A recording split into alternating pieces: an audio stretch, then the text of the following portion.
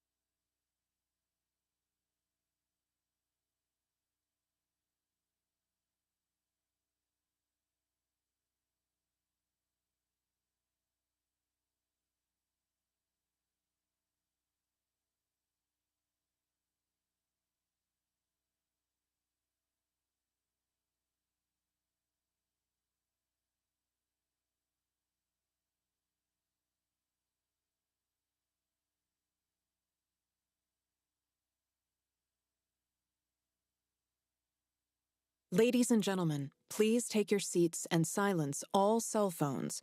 The program is about to begin.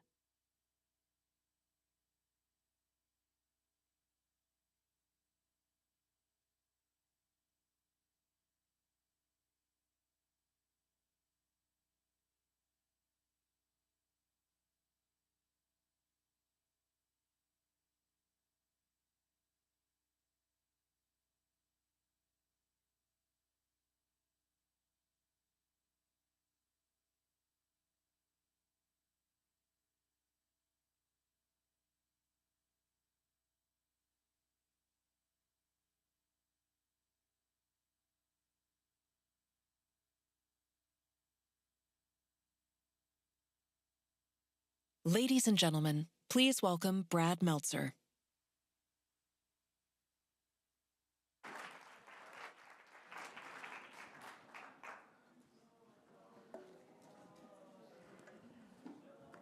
Recently, I was asked to deliver the commencement address at my alma mater, the University of Michigan. Thank you. I appreciate it. And it was a beautiful day, 70,000 people in Michigan Stadium. And as I look around here today, it really makes me think I am a little disappointed with today's turnout here. Can you hear this music? Yes. Okay, we're going to need you to turn off the music backstage. Oh, it's not backstage, outside. Okay, God, we need you to strike them down right now. So here's my quick question that I do want to know. How many people have heard that commencement address? How many people are here to not hear about a commencement address, but hear about any other books? I just am testing you now. I'm playing around. So here's the thing. In a stadium of 70,000 people, I was focused on one, my son, who was graduating that day. And it was all that mattered to me. But when I told my son Jonas that I was the graduation speaker, his reaction was probably the same as many of yours. And this is the direct quote of what my son said. You, not Tom Brady? There's so many better people they could pick. And then he said, I'm not even joking, it's like a 13th seed winning March Madness. So first, thank you to the people who believe in the 13th seed and everyone here. Can we hear it for this amazing book festival, Jamie and everyone that's put together? They are, Rancho Mirage puts first-class operation, so thank you to that. We all have past versions of ourselves, every single one of us, including me. At 22 years old, I was graduating college, and it wasn't a great day for me. My sister couldn't be there, and as a result, the buffer was gone. I was arguing even more with my parents. But what I remember most is that my college held a competition to give the student speech, and I wrote and submitted a speech as a student, thinking I'd win. I didn't even get past the first round. And as I look at the journey, 22-year-old me, back then sitting in the audience, to 55-year-old me right now standing on the stage, it defies all logic. There are many things that science and math can explain. When someone offers you a breath mint, take it. Learn the Uber driver's name. If you're nice to me and a jerk to the waiter, you're a jerk. But some things are unexplainable. They're just magic. And as a writer, that's my job, making things appear out of thin air. So that's what I'd like to discuss today, how to actually make magic. Of course, that sounds absurd. Real magic doesn't exist. But when you ask professional magicians, they'll tell you there are actually only 4 types of magic tricks. Put aside illusions and escapes, there's 4 types of tricks. 1, you make something appear. 2, you make something disappear. 3, you take 2 things, you make them switch places. And 4, you take one thing and you turn it into something else. And so let's talk about it. The first way to make magic, you make something appear. And what you need to make appear is you. I'm not just talking about showing up, but making the best version of you appear. We're all chameleons. We act one way with our parents, another way with our friends. But as the writer Tim Urban told me, underneath all those outer yous is an inner you, who's who you really are down deep, the ultimate version of you, the one where you feel the most confident and secure, where you feel fully present and focused, that version that only comes out with people who you're comfortable with and appreciate the real you, and they love you for it. On the day that I was born, my father bought a bottle of champagne. He said he'd open it on the day that I got married. And when my dad was 39 years old, he lost his job. We had nothing back then. My father was never good with money. He had about $1,200 to his name. And we were forced to move from Florida to Florida from New York and live with my grandparents. He called it the do-over of life, like it was a game. And I was terrified. In fact, when we got in the car and drove from Brooklyn to Florida, most of our belongings, your clothes and your furniture, that's the stuff you put in the moving van, right? We've all moved. And, you know, you have your furniture, yes, that's your stuff. Your clothes, that's your stuff. But there's those things you don't trust to the movers. Those things you say, I'm taking with me myself. And that's not your stuff, that's your life.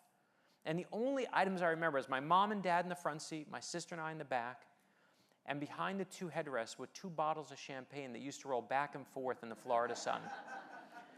My dad knew nothing about taking care of champagne, but those bottles were us.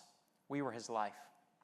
And luckily, a cousin had an address in a good school district that they let us use, and that's how I got to be one of the best school districts in all the country back then. It's where I met my 9th grade English teacher, Miss Sheila Spicer.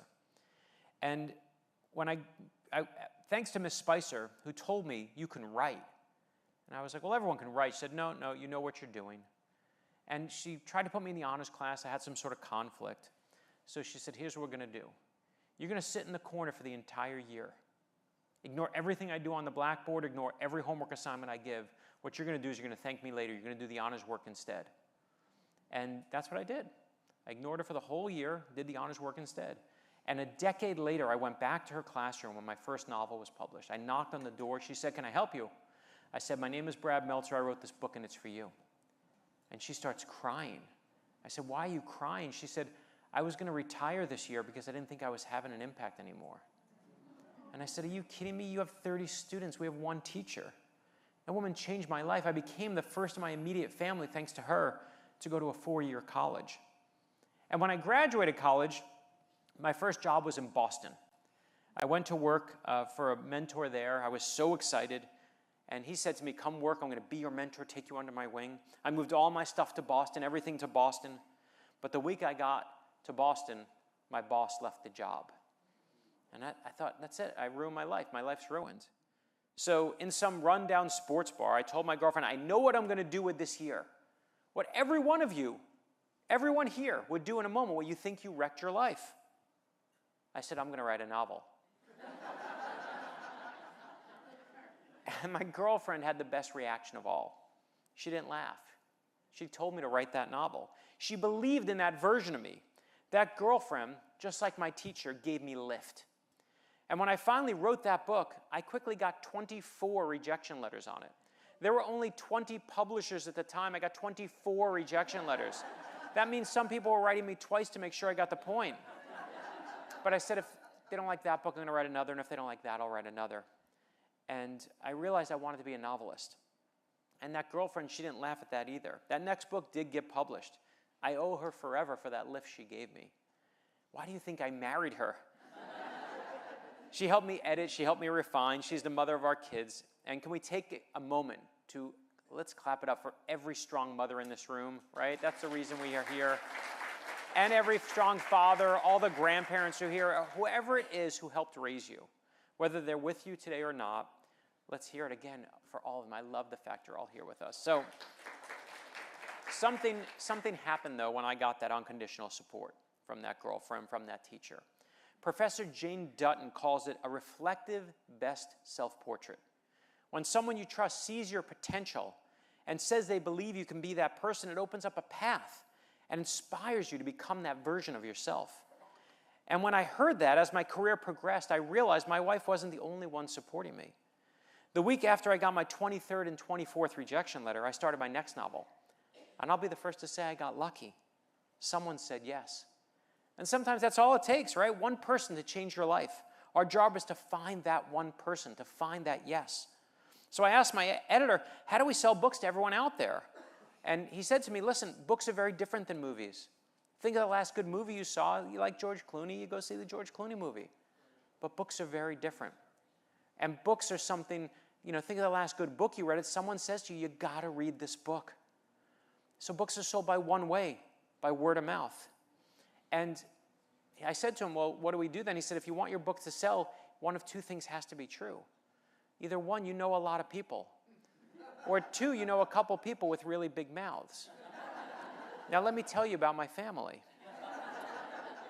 My mom, years ago, may she rest in peace, I gave her, I said to her, the head of one of the biggest bookstore chains in the country said to me, guess where your books sell more than anywhere else? Straight sales, not even per capita. I said, I don't know. I said, New York City, 8 million people in one place. Nope. I said, I don't know. Washington, D.C., I write thrillers set in D.C. Nope.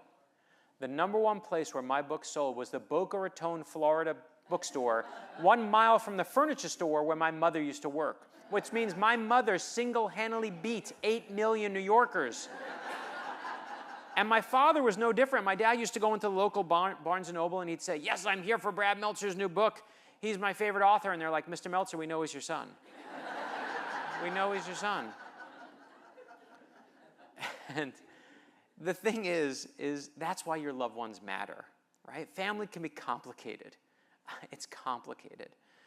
Mine are certainly complicated. So your dearest friends, though, they matter too. Hold tight to them, especially those people who see the very best version of you. Their love and trust are key ingredients, because throughout life, your mission is to make the best version of you appear, and then watch. Surprise yourself. Build something that can't be ignored, and we'll be the ones cheering. Which leads me to the second way to make magic. You make something disappear. And it's tempting to say you should make your fear disappear, but let me challenge that. In high school, I had a job scooping ice cream at the Haagen-Dazs in the Aventura Mall. And one day, this woman, she came up, she started snapping her fingers at me. And she said, "You need to serve me." And I'm like, "Ma'am, I'll be right with you." She's like, No, you need to serve me now." And I said, "Ma'am, you're being rude. I'm not serving you." And she's like, "You better serve me." And when I refused, she screamed in my face, "You're going to be working at this miserable ice cream store for the rest of your miserable life." And I calmly told her, "Ma'am, if I am working here for the rest of my miserable life, you're still never getting any ice cream." And for decades, I used to tell that story laughing, right? Saying it didn't bother me, but it did. It terrified me. My dad struggled financially, and his whole life it made me feel like my life will be filled with that same financial struggle. But I also now realize that fear that woman brought out of me, it fueled me. It drove me.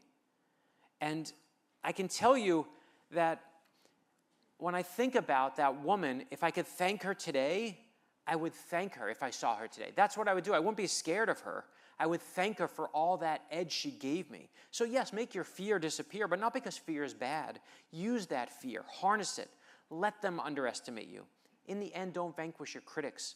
Prove them wrong. Which leads me to the third way to make magic. You make two things change places with each other. And here, let's talk about empathy. Because that's what empathy is, right? Switching places with someone else and putting yourself in their shoes. When I was 13 years old, as I told you, my dad lost his job. And we barely had any savings with no place to live. So we moved from Brooklyn, as I said, to Miami, Florida, and we had to move in with my grandparents so we could get back on our feet. And for months, 6 of us, my mom, my dad, my sister, myself, and 2 grandparents lived in a 1-bedroom apartment. And since it was Florida, all the condo commandos were complaining that we had too many people in such a small place, and I don't blame them. It really wasn't appropriate that we were all stacked in there. But one day, this one neighbor across the hall, she saw what was happening to my family. And she came out and said, "I'm going to move out for a couple weeks. I want you," she said to my grandmother, "you take my apartment so your family can have some space and comfort and not have to worry about being evicted." And I remember, to this day, the nicest thing anyone's ever done for me and my family. I remember her name as Mercy, which as a kid, I always heard as mercy. And make no mistake, mercy and empathy is what she showed us. Today, cruelty and venom and harshly judging those we disagree with, it's become sport in our culture. But cruelty and venom aren't proof of strength. They're signs of weakness and petty insecurity. What takes strength is switching places with someone else and putting yourself in their shoes. And it's not easy. Studies show that when we get too much bad news, our brains, they get overwhelmed. That's why we change the channel, we swipe to a new app, and we shut down. Do not shut down. I know it's been a hard week in America, right? Whatever side your politics are on, it's rough. Don't shut down. We need you. If you shut down, we're in trouble. But here's the good news. Empathy's malleable. Researchers have found if you want more empathy, the only way to get it is you have to want more empathy. It's like when you were in college, you made so many new friends that first year. You want to know why? Because you were open to more people. And so it happened. We should never lose that. And I can tell you that years ago when my publisher shut down, I was looking to find a new one. It was one of the scariest moments of my life. I thought I had lost everything. And I called my mom in a panic, and I said to her, "This is what's happening." And I'll never forget, she said to me, "I'd love you if you were a garbage man."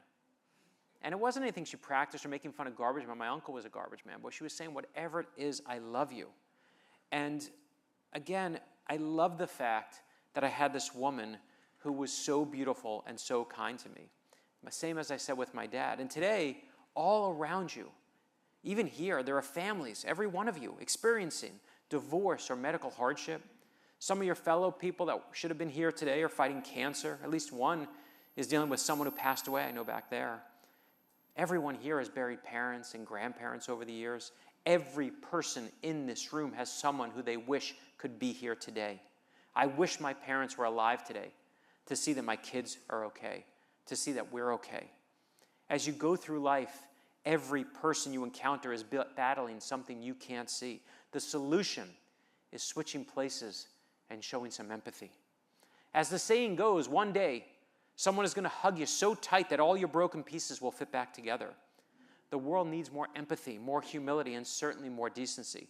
If you really want to shock the world, unleash your kindness. And that's a completely naive idea, but it's an idea worth fighting for. So we talked about the magic of making something appear, making something disappear, and making two things switch places, which leaves us with the final way to make magic, changing one thing into something else, the hardest trick of all, transformation. Who you are today isn't the person that you're going to be in the future. As we get older, life starts to feel like a finale, but it's not an endpoint. So let me just say it. Never stop changing. When I was little, my favorite thing at the amusement park was the Hall of Mirrors. Some people like watching little kids crash into the glass. I loved it because I had hair back then, and it was glorious. But what I really loved about the Hall of Mirrors was how you could turn your head just slightly, and all those different versions of you would appear, all the possibilities. As we get older, it's human nature to see just one version, to get locked into ways of thinking about the world, about your life path, about who you are. But as a friend recently told me, when you write things in stone, everything becomes hard and brittle and starts collecting dust. As you start whatever that next chapter is that you're starting, and we all have next chapters. I don't care if you're retired or not. There are always new chapters. Write in pencil and be unafraid to use the eraser. The person who thinks they're the smartest in the room is not the smartest in the room. I promise you that. That's just the one with the most fragile ego. The most sophisticated and intelligent people I know are the ones willing to challenge themselves and always admit there's more to learn. And that was a lesson I needed to learn myself. You see, I started my career writing thrillers and scaring people. My newest thriller is The Viper. It just came out literally 2 weeks ago. I see people in the front row. Thank you for having it already. Usually afterwards I have to buy, but thank you. I appreciate that. And I love writing thrillers because I love murdering people, right? That's the best part of writing a thriller. And I can tell you, let me tell you very quickly about The Viper. The Viper begins with a man walks into a funeral home carrying his favorite blue suit. He's got a terminal disease, and this is the suit that he wants to be buried in. But here's the thing. If you go to your local bank and you open up a safety deposit box, then paperwork gets filed. It means the government can track it. Same thing if you go to the UPS store and open up a P.O. box. But if you secretly sew something into the lining of your favorite suit and you hand that suit to your local mortician, you don't just have a great little spot to hold something, you have the ultimate hiding place. From leaving there, that suit's still in the funeral home. The man goes back to his hotel room. There's a guy with a gun waiting. Says, "Where is it?" The man says, "I don't know what you're talking about." The guy with the gun shoots him dead. That suit's still in the funeral home. You won't believe what's hidden inside that suit or who's about to find it. And that's chapter 1 of The Viper. Chapter 2. No. I should do that once, right? Just be like chapter 75 and just no bathroom breaks. We're going to go, people. Let's go. And I thought that was my life. That's the life I created for myself, and that's, the lesson I learned, and that's my good life. And to me, it was a great life, right? I started writing thrillers, and I love this book, right? The book has this beautiful opening quote that says, "I don't believe in closure. I'm not sure we ever really get over anything." And it really struck me, that idea. And when I found that quote, it's the first quote in the book. I'm like, why did that hit me like a knife in the chest? It was such an amazing quote. And when I kept looking at it, I realized it had to do with my dad. And you've heard these stories about my dad, how wonderful he is, but my dad was complicated too. When I went to graduate Michigan, I went to register for classes senior year, and they said to me, "Listen, you're going to be kicked out of school. No one's paid your bills." And I thought, oh man, Dad, I knew it was my father. As I said, he was always bad with money. And I know I tell you these great stories about my parents, but again, we can all tell great stories, one or two great stories, but we're complicated. And when I graduated college, when I was trying to graduate college that day, the woman said to me, "You're kicked out." She said, "Go down to the registrar." They gave me a loan right there, a 1% loan so I could graduate on time. Quicksand became solid ground, crisis averted. And then when I finally graduate, I finally graduate on time. I changed my permanent address, and all my mail starts getting forwarded to me. And when it starts getting forwarded, I get all of a sudden all these credit card bills show up in the mail to me, $40,000 of credit card bills that I did not sign up for. That's how my dad was paying for college. You know those ads that come that say sign up for a new credit card for new students? My dad signed up for all of them in my name. That's how he was paying for my college, using those credit cards to try and pay. And it was such a dumb plan because a credit card is a 25, 22% loan, really, interest rate. He could have had a 1% loan. And they said to me, if you want to get out of this debt, what you have to do is you have to go and you have to testify against your father. This is fraud, and you have to get him arrested. And I'm like, I'm not ratting out my own dad. And so I made deals with all the companies. We made long-term plans and shorter payment plans. Again, quicksand becomes solid ground. But eventually, you keep getting hit in the back of the head over and over. You start looking over your shoulder to see what's coming. And what I couldn't see in that story was this. And this is a story that I told at my dad's funeral, is when my dad was younger, he used to get hit by his father, and who was a boxer in the military in World War II. And I know that my dad used to jump in front of his younger brother to take the hits for him so his younger brother won't get hit. I know he used to jump in front of his own mom, my grandmother, take the hits for her so she won't get hit. But what I couldn't see is that that's what my dad was doing for me. He was trying to take the financial hits so I didn't have to. But I couldn't see that part of the story because I was so mad at all the headache and heartache he was causing me. I couldn't see it. I was blind to it. Right? Black and white thinking is a wonderful thing sometimes, seeing just your own version of events. It's a wonderful, I write comic books for a living sometimes. I write Superman and Batman and Spider-Man. And that's great to write comic books. Black and white thinking is great for comic books. Good guy loses, good guy wins. Again, it's a beautiful way to tell a story, but it's a terrible way to live. But that was my life. And what I realized, though, is eventually closure's overrated when I wrote The Viper. It's completely overrated. What you have to do is love yourself for who you are. But I, again, couldn't see that. It took me a long time to figure it out. Because what happened was I was writing these thrillers. And I thought, that's my life. It's a great life. They gave me my own TV show on the History Channel called Brad Meltzer's Decoded. I love that title, Brad Meltzer's Decoded. I said to my wife the other day, honey, what are we having for Brad Meltzer's dinner tonight? Because yesterday we had Brad Meltzer's chicken, and then tonight I'd like to have Brad Meltzer's pasta. And she was like, you can go sleep on Brad Meltzer's couch. And again, it's a good life. I have my own TV show. I got a letter one day from President Bill Clinton. I got another one from President George Bush telling me they both like my novels, my thrillers. And they invited me to the White House. This is a story I actually wasn't able to tell. Is years ago, right when President Bush Sr., right before he died, they were invited his favorite authors to come read to him on what would be his deathbed. And I got the call. And I was in Kennebunkport, Maine. The Secret Service tell me, listen, you're going to read to him for about 5 or 10 minutes. He's sleeping a lot these days. He's going to fall asleep in like 5 or 10 minutes. Just read to him and sneak out. No problem. I'll read a chapter and get out of here.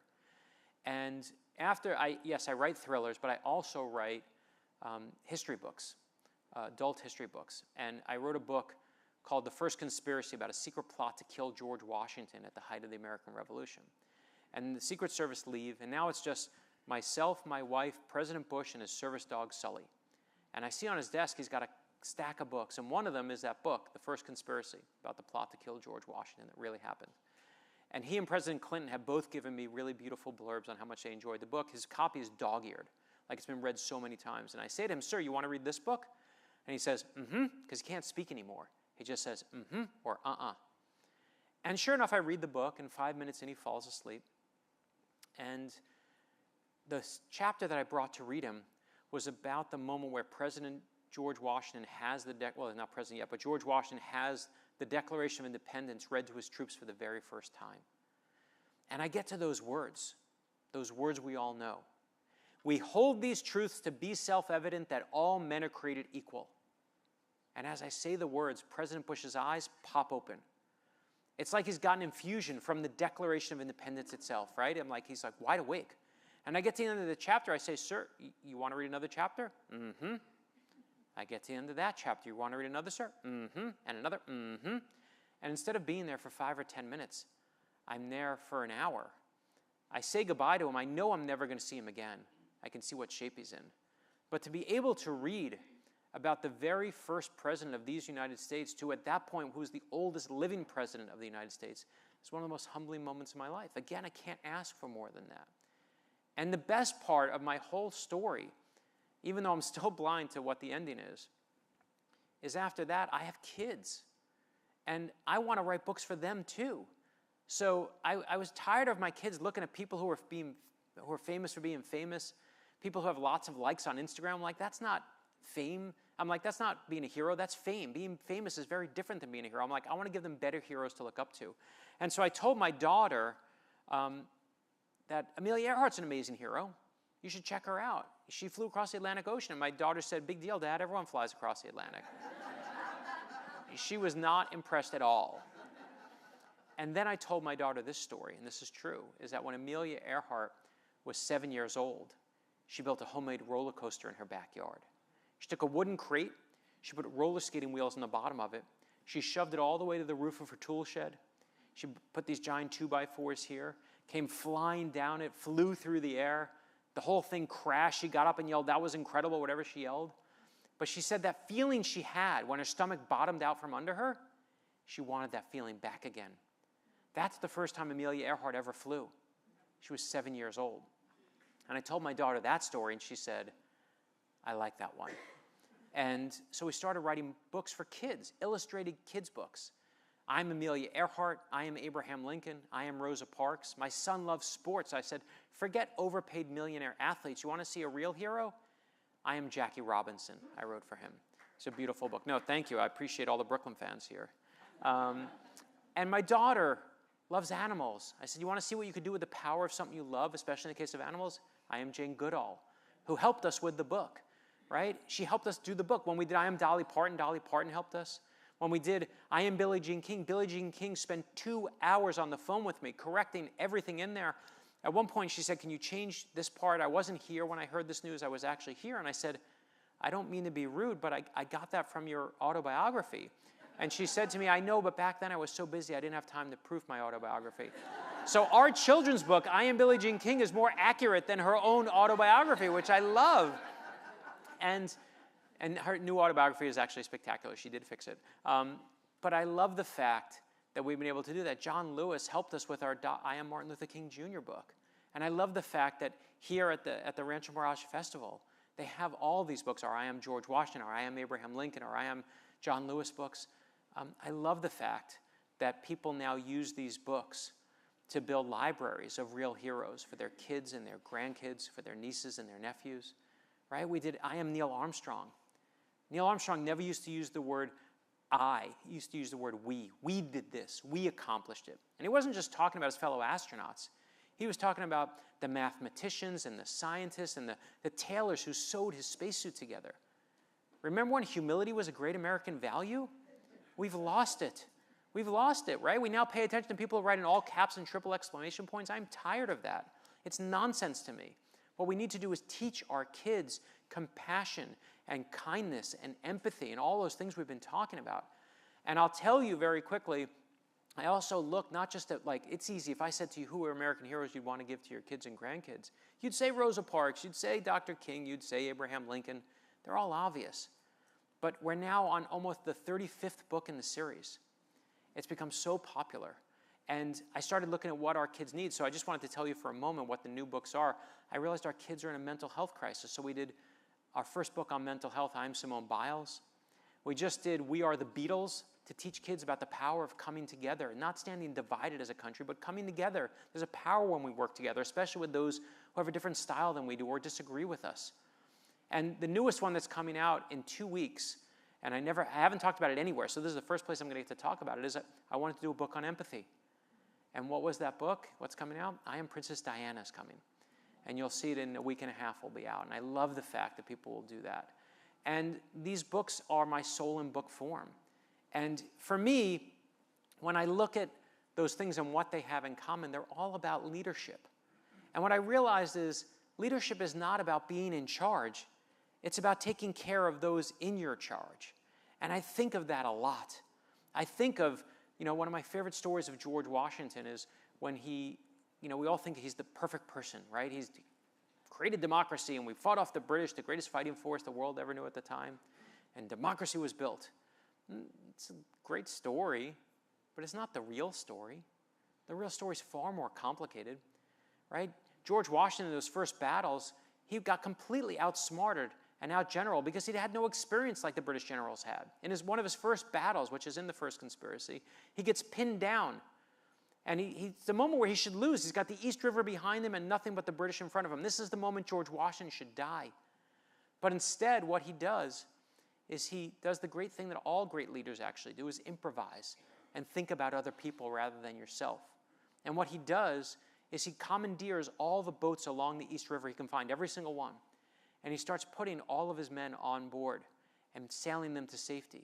And he won't get on board until all his men are safely away. And I'm not talking about just the top men, but the junior ones too. And not that that's the magic moment that creates America. There are plenty before and plenty after. But what you see in that moment is that, again, leadership is not about being in charge.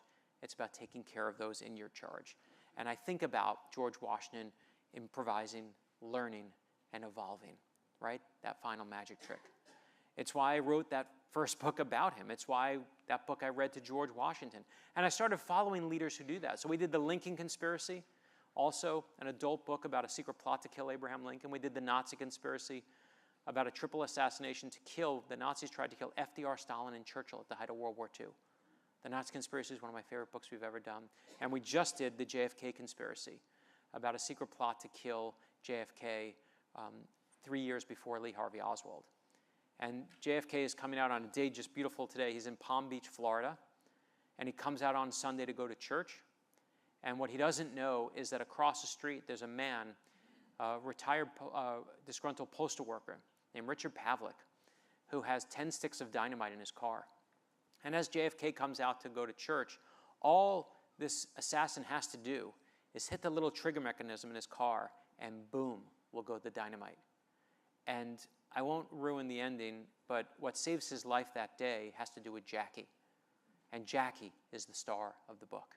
If you love Jackie, trust me, you're going to love the JFK Conspiracy. They told me that this book is selling faster than anything. I'm like, I love that people are buying the Viper and that, but I know it's because Jackie's the star. And when you read about it, I always wanted to know, why do we have Camelot? You're going to see in the book why we have Camelot. So the one thing that I learned through all of it is life will absolutely not be what you think it will be. It will be hard and wonderful, and as most of you know, it's messy and it's rewarding, with more versions of you than you think possible. The only immutable fact is you should never be immutable. Years ago, when I found out for the first time that my book had hit the top spot on the bestseller list, my wife already knew, so I called my mom. And of course, my mom starts crying hysterically. She's so proud. And when I hear her crying, I get emotional. And I don't want her to crash the car. I'm worried she's in the car. So I'm like, Mom, where are you? And she's sobbing. She says to me, I'm at Marshall's. And of course she's at Marshall's, still trying to buy a regular socks for $2. But it was my mother's greatest lesson. Never, ever, ever change for anyone. And her second greatest lesson, that Marshall's may just be the greatest store on earth. So keep transforming, keep learning, and never think you know it all. Instead, see yourself in the hall of mirrors. Endless possibilities. And now you know the 4 ways to make magic. You make the best version of you appear. You make your fear disappear. And you harness it. You switch places with someone else and find empathy, and you never stop transforming. So let me reveal the final step. What all 4 tricks have in common. They take effort. They take you. Things don't just appear or disappear by themselves. Making magic, figuring out who you are, takes work and time and intentionality. As my friend Simon Sinek reminded me, that's how magic is. Full commitment to the bit or it all falls apart. So many people sacrifice to get you all here today. I don't care what your age is, but that love never dissipates. Wherever you go, those people who loved you, those people never leave you. And you'll see, wherever you are in your life, what's coming up is another, no matter what you've been through, another terrifying, impossible to predict, reward, and amazing chapter of your life. And some of the most exciting. Even though you think you got it all figured out, you're still going to wear clothes that you'll swear will never go out of style. They'll go out of style again. You'll go on adventures that would haunt you right now if you knew what was coming. But what you'll remember more than anything else and take with you, I know, are still the people who cheered with you and got you here today. No matter where you go, what beautiful mountains you continue to climb, when you see those people, especially the friends who you make here in your community, you'll instantly be transported to this place, right back here, like magic. You'll make plans, and sometimes you do your best to get together. Sometimes you get too busy. Sometimes one of you moves away. And I want you for a moment to think of yourself at the start of your career, not what you are now, what you were dreaming of that day when someone was talking about you and all you accomplished and told you were good at something for the very first time. Because that's the best trick of all. You being here today, you already won. That's it, you won. Like I said, there are past versions of all of us. And the only thing I know for sure is if that past version of you could see you now, they would look at you in awe. As for that past version of me, I see myself at 22, sitting in my own cap and gown, thinking of that rejected speech I wanted everyone to hear. And it reminds me, magic is never for yourself. It's a gift you give other people. And that's the real reveal. In our time together, I've used magic as metaphor, but real magic, the most powerful magic, that comes from making memories. Memories that endure like cherished friendships. Memories so powerful that even though they happened years ago, you can feel them now, smell them now, see them now, conjured out of thin air. That's the thing about time and memory. They're slippery, which is why the best magicians always have a final trick up their sleeve. Sometimes magic's hiding right in front of you the entire time. I told you about the bottle of champagne my dad bought on the day that I was born. We did drink it at my wedding. We opened it, drank it. It was the foulest, nastiest glass of champagne I ever had in my life. And the greatest glass of champagne built out of my dad's love for me. And I think about those things, those magic tricks, and they're like boomerangs, right? They're like that story I told you about the viper, that story I told you about George Bush, right? You put those things out there, and you throw it, boom, and it goes boom, boom, boom, boom, and like a boomerang, it comes back. 25 years ago, on my very first book signing, go out there, I'm from New York, so my first book signing's in New York. Family and friends all show up. Next one's in Florida. My family moved to Florida, so again, we go there, family and friends show up. But the first one after that they sent me on, where I go out of state for the first time where I haven't lived, is in Dallas, Texas. And I go to Dallas, Texas, and there's 10 people there in this Barnes & Noble. And I'm like, I'm happy to have 10 people. I couldn't believe anyone showed. The last 5 people in line, they were my age at the time. They were younger at the time, right? And I said to them, they explained to me that they drove 4 hours from Oklahoma to come see me. I'm like, you drove 4 hours to see an unknown author who's had a book out for 4 days? That's so nice of you. I said, where are you guys staying tonight? And they said, oh, we have no money, so we're going to drive back tonight. I'm like, that's the nicest thing I've ever heard anyone do. I'm like, I'm going to take you to dinner. You need to come to dinner with me. And one of the things, as I'm walking out and taking them to dinner, I see right by the front door is a rep from my publisher. I'm like, what are you even doing here? And she says, oh, they wanted me to check up on you. The publisher was spying on me to see if I screwed it up, right? It was my first place in an unknown city. They wanted to see if I panicked or worried or whatever. So she says, what are you doing? I said, oh, I'm taking these nice readers to dinner. And she says, you can't do that. They're going to murder you. And I'm like, they're not going to murder me. They're nice people. She's like, now I got to go to dinner with you to make sure you don't get murdered. So she comes with us to dinner. And the check comes. We fight over the check because I want to take him to dinner. And she's like, no, I want to take him to dinner. And 25 years later, I'm in Cleveland, Ohio. And thank you, Cleveland. And I'm in Cleveland, Ohio, and this one guy comes up, and he says to me, Brad, I've been supporting you for 25 years reading your books. You want to know why? And I'm like, yeah, I'd love to know why. And he said, because 25 years ago, you brought me dinner in Dallas. And I'm like, you're the guy. You're the guy 25 years later. I was like, you look so old. We were the same exact age, right? But what I love is that's what it is, right? Life is like a boomerang. Boom, boom, boom, boom. You throw it out there and it comes all the way back. I'll leave you with this story. I got involved years ago with the USO because a sailor on a submarine said to me that he wrote me secretly after 9/11 and wrote to me and said, we don't have many books on this submarine, but we have copies of one of your thrillers. And it's brought me great peace, and I want to thank you for that. I thought that was so nice. So I called my publisher. I said, can I get 10,000 books donated to the USO in his honor? And she says, yeah. I'm like, that was easy. So I called another publisher, we got 40,000 books donated to the USO. I started traveling the world with the USO. I've been to Kuwait and Qatar and Oman, all over the world, entertaining our troops. They bring thriller writers always to entertain the troops. And when I go to Kuwait, one of the first soldiers stands up and says, thank you, Brad, for donating all those books all those years ago.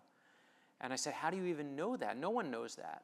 And he says, when I was stationed in Iraq and Afghanistan, I would always see stacks of your books, and I knew that you must have donated them because, that's how they got there. They said, courtesy USO, I knew you donated them. And I want to say, thank you, Brad. And I said, no, I came here to thank you. You screwed it all up. It's backwards. I'm thanking you.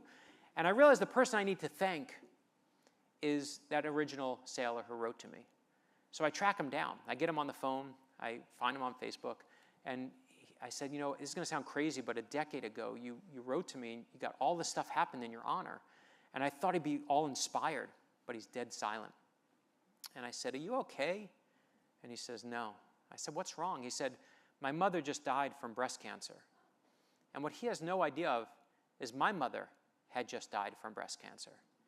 And I say to him right there, I say, I think I'm here to deliver a message to you. And he says, what's the message? And I said, everyone gave me useless advice when my mom died, but one person told me advice I really needed, and I think I'm here to pass it to you. He said, what's the message? I said, our mothers never leave us, ever. And he starts crying. And because he's crying and getting all emotional, I start, getting emotional. And I'm not one of those new agey people who feels like, the world is made of unicorns and glitter cannons, right? Sometimes we're profoundly alone, but other times we're profoundly connected. So I will ask this. I love that people are here supporting The Viper, the new thriller. I love that there are people here who support the kids' books. I love the conspiracy books that you support.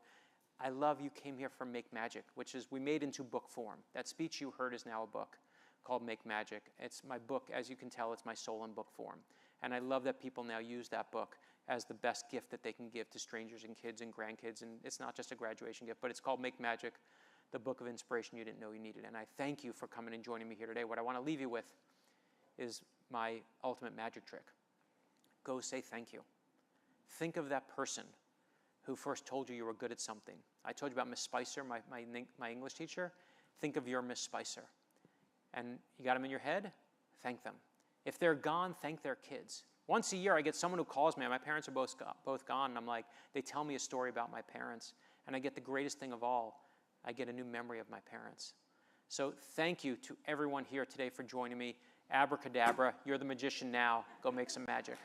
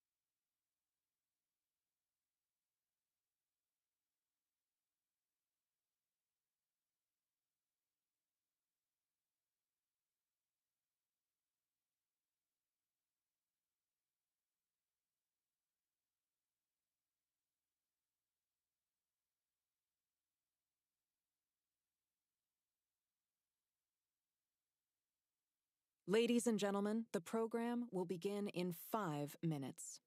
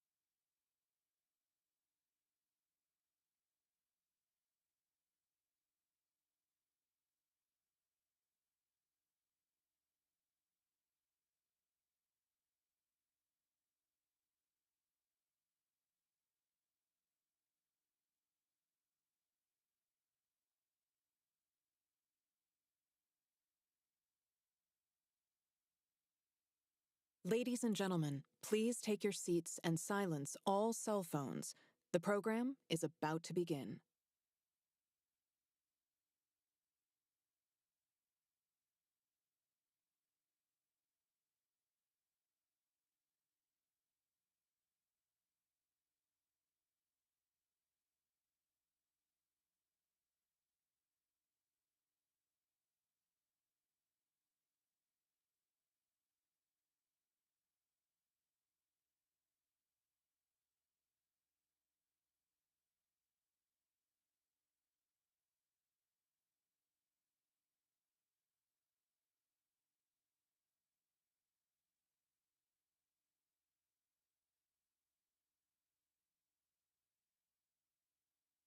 Ladies and gentlemen, please welcome Peter Bart, Albert Berger, Bob Peterson, and Kiwi Smith with Dave Karger. course.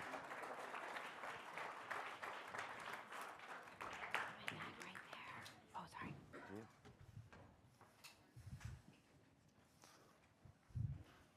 All right. Good morning. Nice to see everybody. Thank you for being here. Before we start, just want to tell you all who we are. I'm Dave Karger. I'm a host on Turner Classic Movies, and I've been the Academy Awards expert on The Today Show for 25 years. Peter Bart, former studio executive and, of course, editor of Variety, amongst many other things that he's accomplished. Albert Berger is an Academy Award-nominated producer of such movies as Nebraska and Little Miss Sunshine, which just celebrated its 20th anniversary. Congratulations. Bob Peterson is a filmmaker who also happens to own a movie theater called Merlin's Magic Lantern in Sun Valley, Idaho. But you live in Los Olivos. Yes. So you live in both places. I'm a remote worker. Got it. Fantastic. Welcome. And Kiwi Smith, yes? Kiwi Smith is a novelist and screenwriter responsible for films like Ella Enchanted, 10 Things I Hate About You, Legally Blonde, and the novel Trinkets, which became a television series. So great to see all of you here. We're in the middle of my favorite season of the year, which is Oscar season. And there's a lot to talk about because the nominations just came out a couple weeks ago. The awards are March 15th.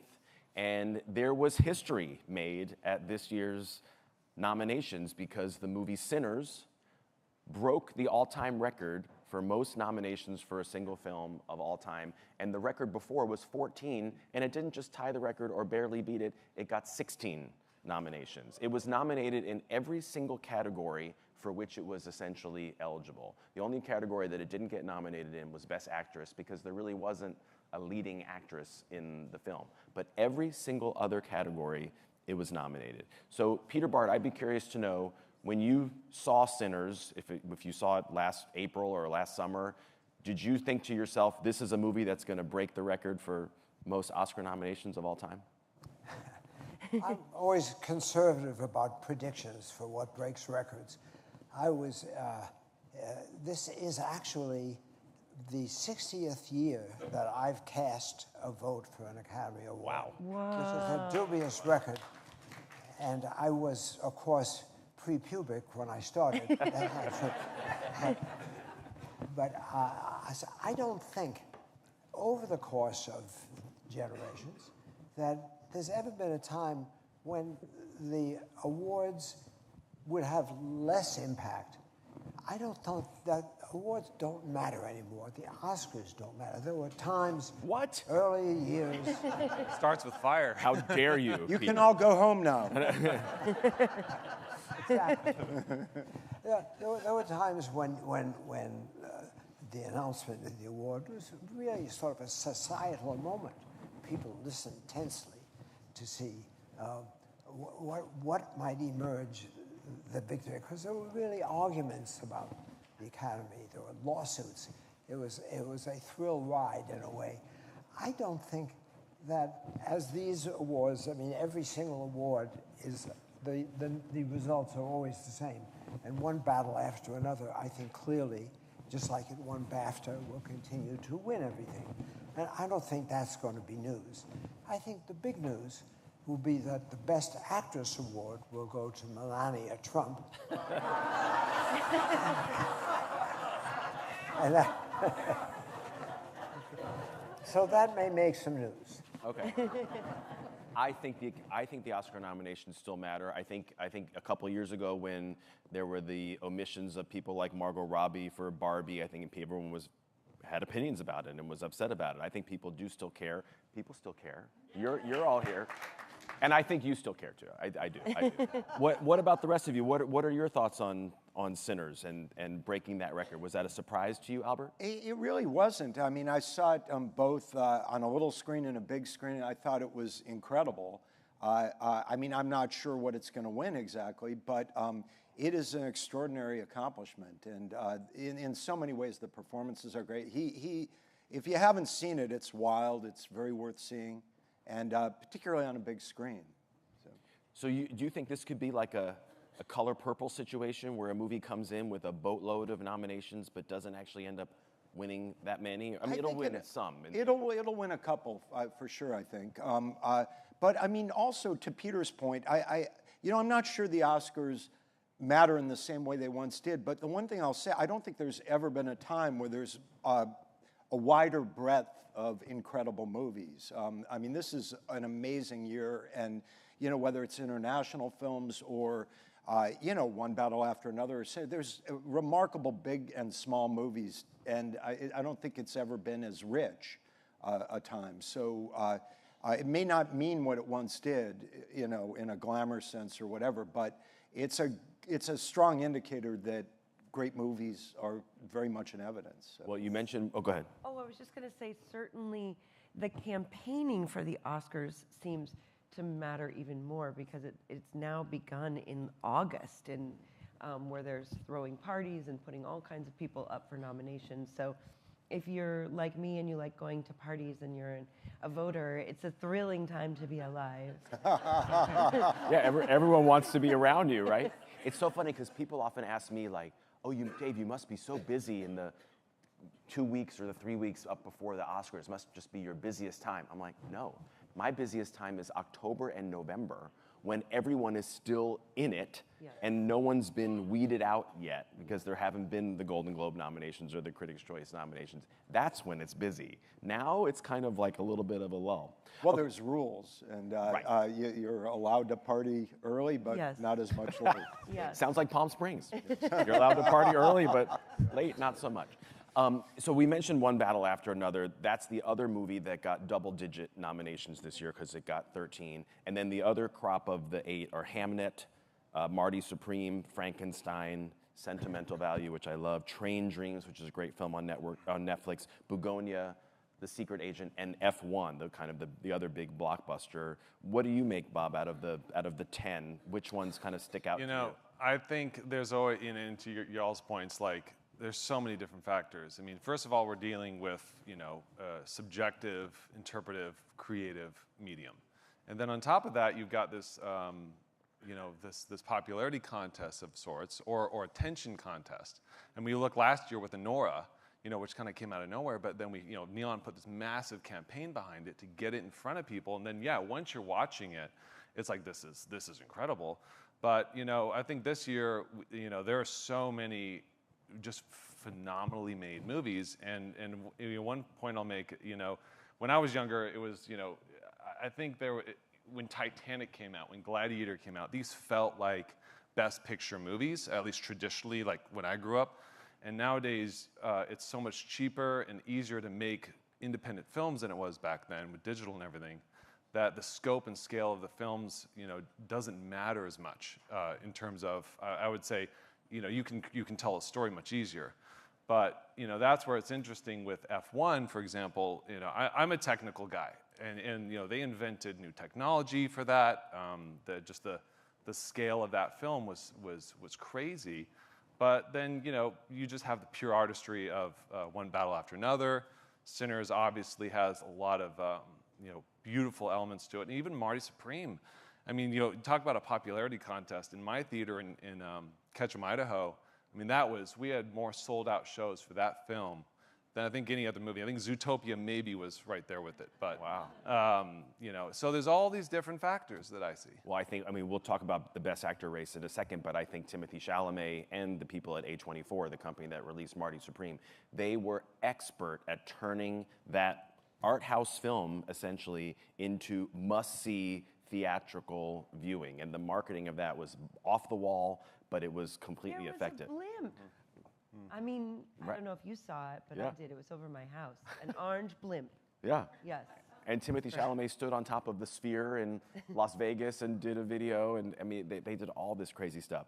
Peter, I want to ask you, I'm sure we've talked about this in years past because we've done this panel several times now over the years. The 10 Best Picture nominees, and I used to always call myself a purist and say I wish they would go back to 5. But if I truly am a purist, I have to be okay with the 10 because when the Oscars started, there were 10 Best Picture nominees. But when you look at this list of 10, it's like so clear what the top 5 would be if there were only 5. It's Sinners, One Battle, Sentimental Value, Marty Supreme and Hamnet, right? And then the other 5, Frankenstein, Train Dreams, Begonia, F1, and The Secret Agent, are like the bottom 5. I think you make a good point, Ed. I think here's the reason why you need 10. It goes back to this question: who is doing the voting? People don't seem to realize that, like just the Academy. When I joined the Academy, maybe a couple of hundred people, and they were all professionals, directors. Now it's almost 11,000. 30–40% of whom live outside the United States. Who votes for the Golden Globes? No one knows. But again, a younger outside the United States. So it isn't like the Producers Guild, which is the most reliable. The source of the voting is changed so much that I think one has to analyze it in that way. And therefore, I think you may need the 10 pictures, because there's always a picture from Brazil that none of us have heard of, but deserves its brief moment in the sun. Yeah. And then if there was one movie that kind of surprised a lot of people by not being in the 10, it was the Wicked sequel, because the first Wicked movie, only a year ago, had 10 nominations, and 1 for costume design and 1 for production design. It wasn't even nominated this year in categories that it won in. And I've heard people say that the voters were like, this was one movie that they made at the same time and just released it one half and a second half. Do you think that's why it got no nominations this time? I think it didn't have the emotional impact of the first movie. And I think that's kind of the key for the movies to really land. You know, why people love Hamnet so much. It's so emotional. Why people love Sentimental Value for the same reason.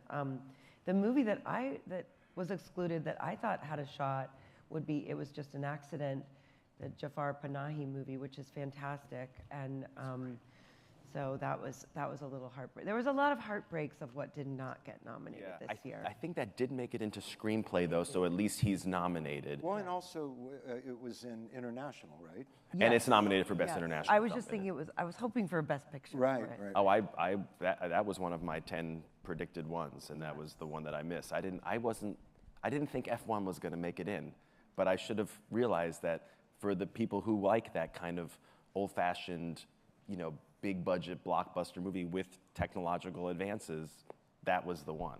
But Dave, I think it's a good point you make, that in terms of Timothée Chalamet, that he clearly won as the new kid in town, 29 years old.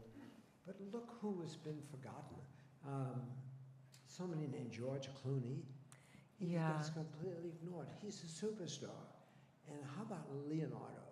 I respect Leonardo for doing difficult movies like The Flower Damoiseau, but whoops, I did it again. but I think some of the older stars, the traditional Hollywood movie stars, are being forgotten. Part of it is ageism. I know something about that. but part of it is, I think, a bit of an anti-Hollywood thing that's creeping in.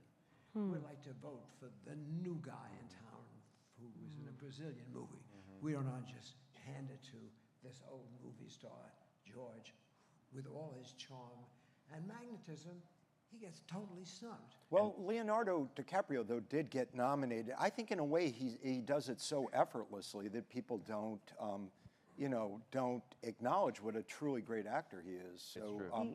But the other point I wanted to make is that, I don't think anybody could embrace all 10 of these movies, any single person. You look at F1 and you look at Sentimental Value. I mean, it's like, I couldn't think of 10 movies to nominate, really. Yeah. But the ones that I did, I loved, So it's like there's something for everybody in this list. And I think there's a fascinating component to this that I think is often overlooked, which is the mechanics of voting, at least especially for the Best Picture. They use ranked choice voting or preferential voting, so that if anyone in politics knows ranked choice, like it's not a plurality of votes that wins the Oscar for the Best Picture. Like they have to cross the threshold of votes for the Best Picture to win. And if it doesn't, then you basically rank all your movies, favorite to least favorite, and they reallocate the votes.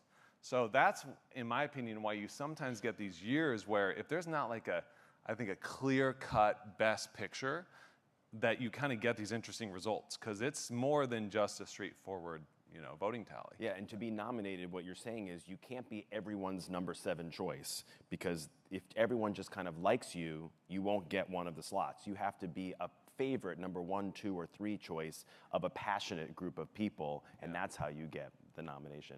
Well, since we've started talking about Best Actor, let's talk a little bit more about that. I agree with you. I thought George Clooney was great in Jay Kelly, a movie that got 0 nominations, not even Adam Sandler, who some people were talking about maybe winning. Sad. I know. And he campaigned so, he was really out there, Yeah, he out of was. his comfort zone, doing it, I know. shaking the hands. I know. And gave a great performance. Has anyone Yes. seen Jay Kelly on Netflix? It's terrific. It's so Right, sweet. yeah, it's great. Okay, but the nominees for Best Actor, so it is Leo DiCaprio for One Battle, Timothy Chalamet, Michael B. Jordan playing twins in Sinners, so good, Wagner Moura, who we're talking about from The Secret Agent, the Brazilian film, and then Ethan Hawke playing Lorenz Hart in Blue Moon, his 5th nomination in his career, but the first time he's ever been nominated in the leading actor category. Do we think that Timothy Chalamet is the guy to beat here? Absolutely, Timothy Chalamet is winning. I think so too, but I'm not quite sure why. Why? Somehow there's this momentum. Not that he wasn't great. I did think he was great, but please. Peter, put the mic real close. Put the mic real close to your face. Thank you. Unlike all of the great stars that we knew in years past, they were always like Spencer Tracy. They would never go out and pitch their movie. They'd never. It's very hard to get a big star to go out and sell. Today, Timothy Chalamet, he said, look, I want to make a movie about a nasty Jewish kid from New York who sells.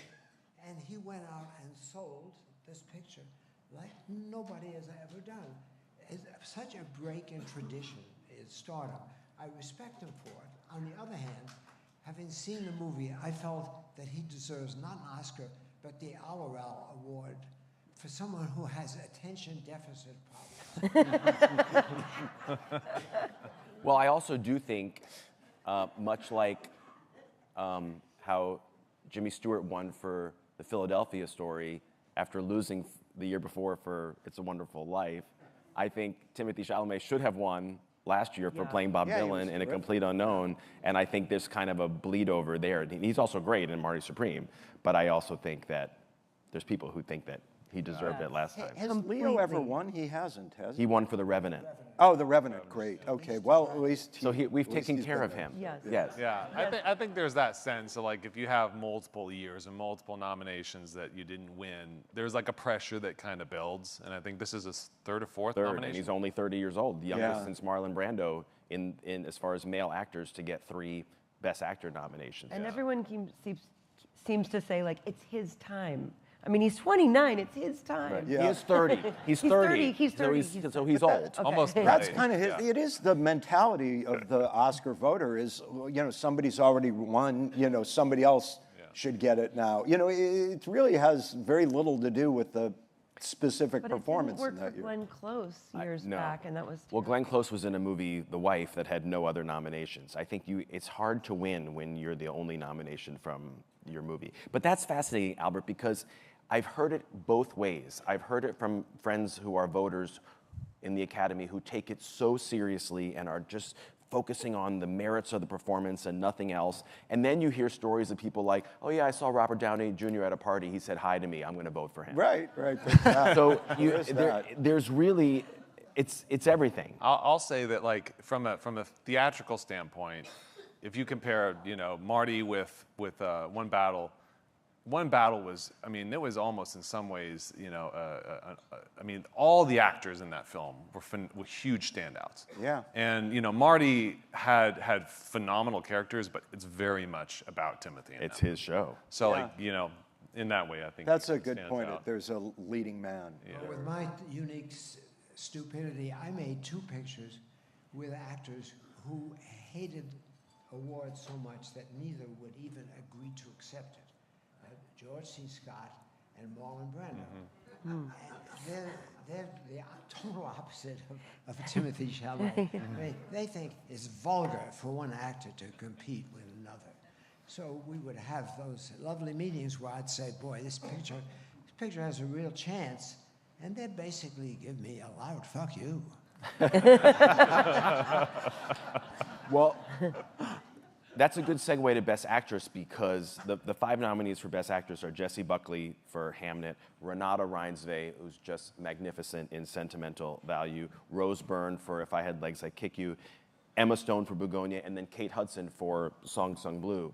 And the person who, before we talk about the 5 that were nominated, there's one who I think was left out, and that's Chase Infinity, who is the quote-unquote leading actress from One Battle After Another. She plays Leonardo DiCaprio's daughter, and so that's why they put her in lead, whereas the other 2 actresses, Tiana Taylor, who was nominated, and Regina Hall, who wasn't, but a lot of her scenes were cut, were put in supporting.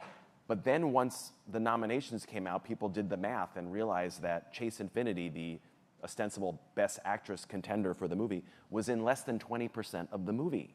Yeah. So I think it was a fatal error on the part of the campaigners. Absolutely. And greedy, if you will, because they thought, oh, we'll try to get all 3 of them in, and they got only 1. Whereas if they had put Chase Infinity in supporting, she definitely would have been nominated. But it wasn't Totally she agree. magnificent in the movie? Totally agree. Absolutely. She was. It would have been interesting because in supporting there were 2 from Sinners, and there very well might have been 2 from One Battle. And Sentimental And Value. 2 from Sentimental Value that did make it in. Yeah, and they were both. I mean, that's a loaded category it this is. year, and So- we should talk about casting at some point. Oh, I'm Yes. definitely going to be getting good, there. good. But let's do some predictions on Yes. Best Actress because it seems like Jessie Buckley Yeah. is out in front. It does, and Rose Byrne gave a great speech at the Golden Globes.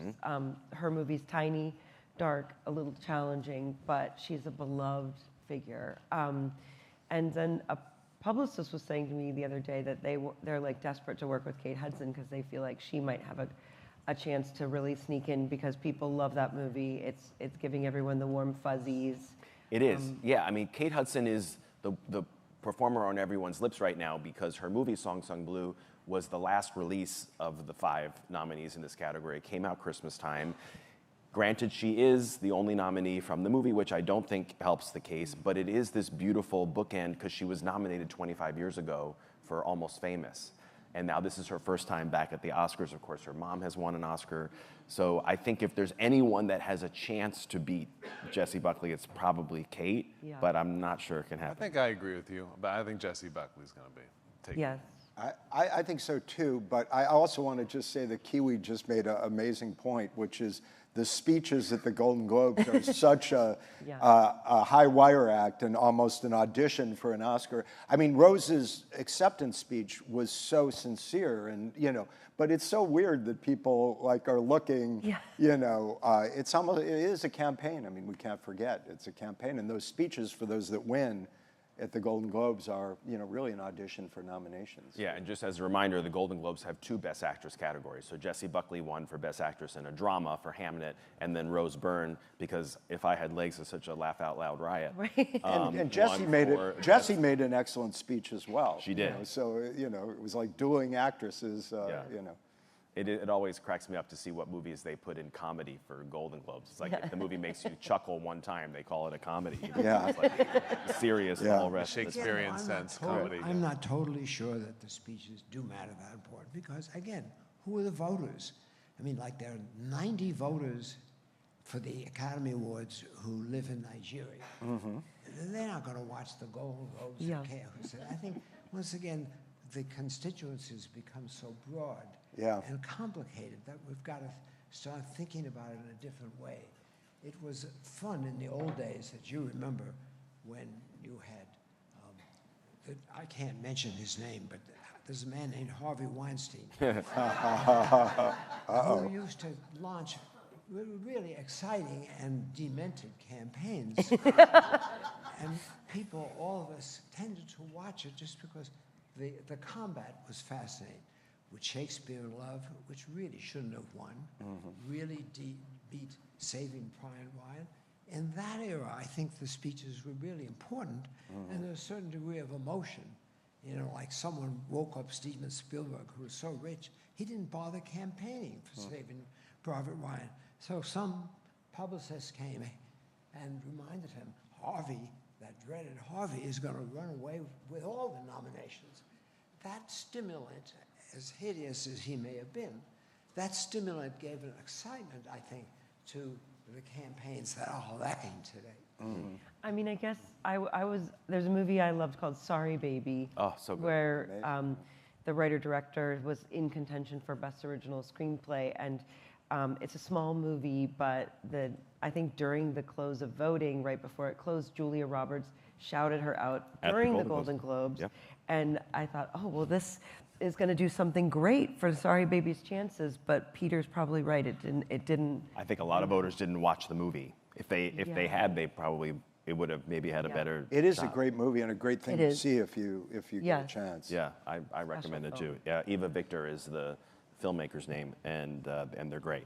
Okay, let's talk a little bit about the supporting actor race, because this is a category that has people from the same movie in it, because there's Benicio del Toro and Sean Penn, both in the same movie, One Battle After Another, as well as Stellan Skarsgård for Sentimental Value, Jacob Elordi playing Frankenstein's monster, and then I think if there was the surprise of the morning, it was Delroy Lindo at age 73, this veteran performer who I didn't know was British. Oh, I didn't. He's British? Yeah. Yeah, I know. It right now. Wait, really? Born in England. How British? Well, where's his British Yeah, accent? how British? I know. But British, like British. And then if you think of Delroy, that's kind of a British name. But yeah, but finally got his first Oscar nomination for Sinners, which surprised a lot of people. And because of that, the person who didn't make the cut, besides Adam Sandler for Jay Kelly, was Paul Mescal, playing William Shakespeare in Hamnet, which I think was a beautiful performance. And Miles Caton was sort of in the mix for Sinners. Miles Caton, the young man from Sinners, great breakout performance. He was nominated for what they call the Actor Award, which is what they used to call the Screen Actors Guild Awards. Again, Mescal not being nominated is a reflection, I think, of a major weakness in Hamnet, in that character of William Shakespeare, kind of important, but as wonderful as that movie is, I think it would have been, I personally would have been more interested to develop the character of William Shakespeare and the actor who played him.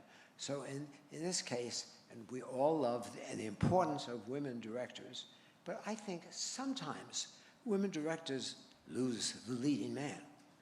Yeah, although it was a great supporting performance, I think. The great thing about this year in this category is everybody that got it deserved it, you know? And those other performances are really great, but there's 5 slots for 8 great performances. It's interesting because when people started seeing One Battle After Another in September, right before it came out, a lot of the attention was placed on Sean Penn.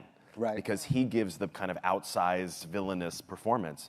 But then when the Critics' Awards started coming out, they were focusing more on Benicio del Toro, who's this kind of stealth performance, very sly in the movie. And I think if there's someone who can win from One Battle in this category, it's Benicio. But then you have Stellan Skarsgård, Oh, he's so good. who won the Golden Globe but wasn't even nominated for the Screen Actors Guild prize. Yeah. In fact, nobody from Sentimental Nobody, Value. and that's a great movie, and Because people should that's see not it. an- Sentimental Value is an amazing movie, Yeah. and with a wide range of great performances. So who do we Yet think didn't get a casting nomination No, it didn't. somehow, which Right. Who do you think's going to win supporting actor? Stellan. I think Stellan Skarsgård's. I'm going to go with Penn. Sean Penn. You do think he'll win? I think so. That'll be think his so. third Oscar. Yeah, I don't know. Peter, That role was just Lockjaw. Yeah. nuts. Yeah, I think you're right, though. I think Sean Penn does have a chance. But that, again, involves how do people see movies? I think that Sean Penn's performance was brilliant. If you were in a theater, if you were in a theater and watched One Battle After Another, it was such a different experience than to watch it as in streaming. I think more and more that the whole process of voting and is going to relate to the fact that people have to get out and go to their movie theaters once again, particularly your movie theater. Absolutely. I think I think all of us, when we see these movies at home on the couch, we see it's such a different experience. And one of the things that's happening is so important now, the whole Netflix, Warner Brothers Paramount issue, is going to involve, and I think Ted Sarandos, the head of Netflix, was very wise in saying, look, I want to emphasize, I support the theater experience. That's the way to see movies. Just because I own the town now, that doesn't mean that people should stay on that goddamn sofa. You know, I liken it to like you have these award-winning, world-famous chefs, and they're creating the most fabulous dinners you've ever had, and they're going to send them to your house to eat at home. Like that's not the same. Right. So I like that analogy. Yes. Let's move on to the supporting actress category, which has some wonderful performances in it. So there's the two actresses from Sentimental Value, Elle Fanning and Inga Ibsdottir Lilius, who plays the sister, as well as Wunmi Mosaku, who plays the wife of one of the Michael B. Jordan twins in Sinners. She's great. Tiana Taylor, total scene stealer from One Battle After Another. And then, I love this story, Amy Madigan. Did you guys see Weapons? Oh, it's so good. Please go to Great HBO Max and watch Weapons. Even if you're put off by the idea of a horror movie, this movie is so good. she was phenomenal. And she's phenomenal. Amazing. She plays this character. She's unrecognizable. She's in the movie for 15 minutes, but as soon as she's in it, the movie just explodes. And she was nominated in this same category 40 years ago for a movie called Twice in a Lifetime with Gene Hackman, Ellen Burstyn, and Anne Margaret, a family story where Gene Hackman is a dad who starts having an affair with Anne Margaret, and his children, notably Amy Madigan, are very upset about this affair. And that was her first nomination. She was the only nominee from that movie, and she's the only nominee from this movie. Oh my gosh. But I think I'm going to break my own rule, which is that even though she's the only nominee from Weapons, I do think she has a chance to win. I think it's either her or Tiana Taylor. Yes. I have to agree with you. I think I'm in the same boat. I mean, I would love to see her win for that role because it's kind of really, to be in a horror film, to be such a character. But Tiana Taylor was pretty phenomenal too. So. Kiwi. Oh, it seems like a very close race. I don't even know who I'm going to pick of those two. Like in my own personal, I would be thrilled if both won. I don't know what's going to happen. We could hope for a tie. There hasn't been a tie in an acting category since the late 60s. Oh, wouldn't that be thrilling? What do they do when Kathy that Pepper and Barbra Streisand won. Yeah. If it's a mathematical tie, they say it's a They tie, split it. and then they say the first winner is this and the second winner is this. It happened, the most recent time was like 10 years ago in one of the, I think sound, this was back when they had 2 sound categories. There's only 1 now. But there was a tie in one of those. But I have to say, I have like you, I have no idea who either I'm going to vote for or who's going to win. They're all great. The one I was happiest about that she got nominated was Elle Fanning, because that would have very easily been a role to or a performance to underestimate. And she's playing herself or something like that. And she really wasn't, and brought so much heart to that character. And I, as a producer, I so admire her for taking that role, because it wasn't a flashy role. There was nothing exactly in it for her other than to give a beautiful performance and to, more importantly, help the movie be noticed. And she did that. And now she's an Oscar nominee. Now she's an Oscar nominee. So she got something out of it, but but for sure. Yeah. I mean, I think you're right. I think the other actress from the movie, Inga Ibsdottir Lilius, who's fabulous, much showier, much more emotional. Well, and that was, Elle has a whole body of work. I'm not sure, has she ever been in I don't know her past. She's wonderful in the movie, and you really notice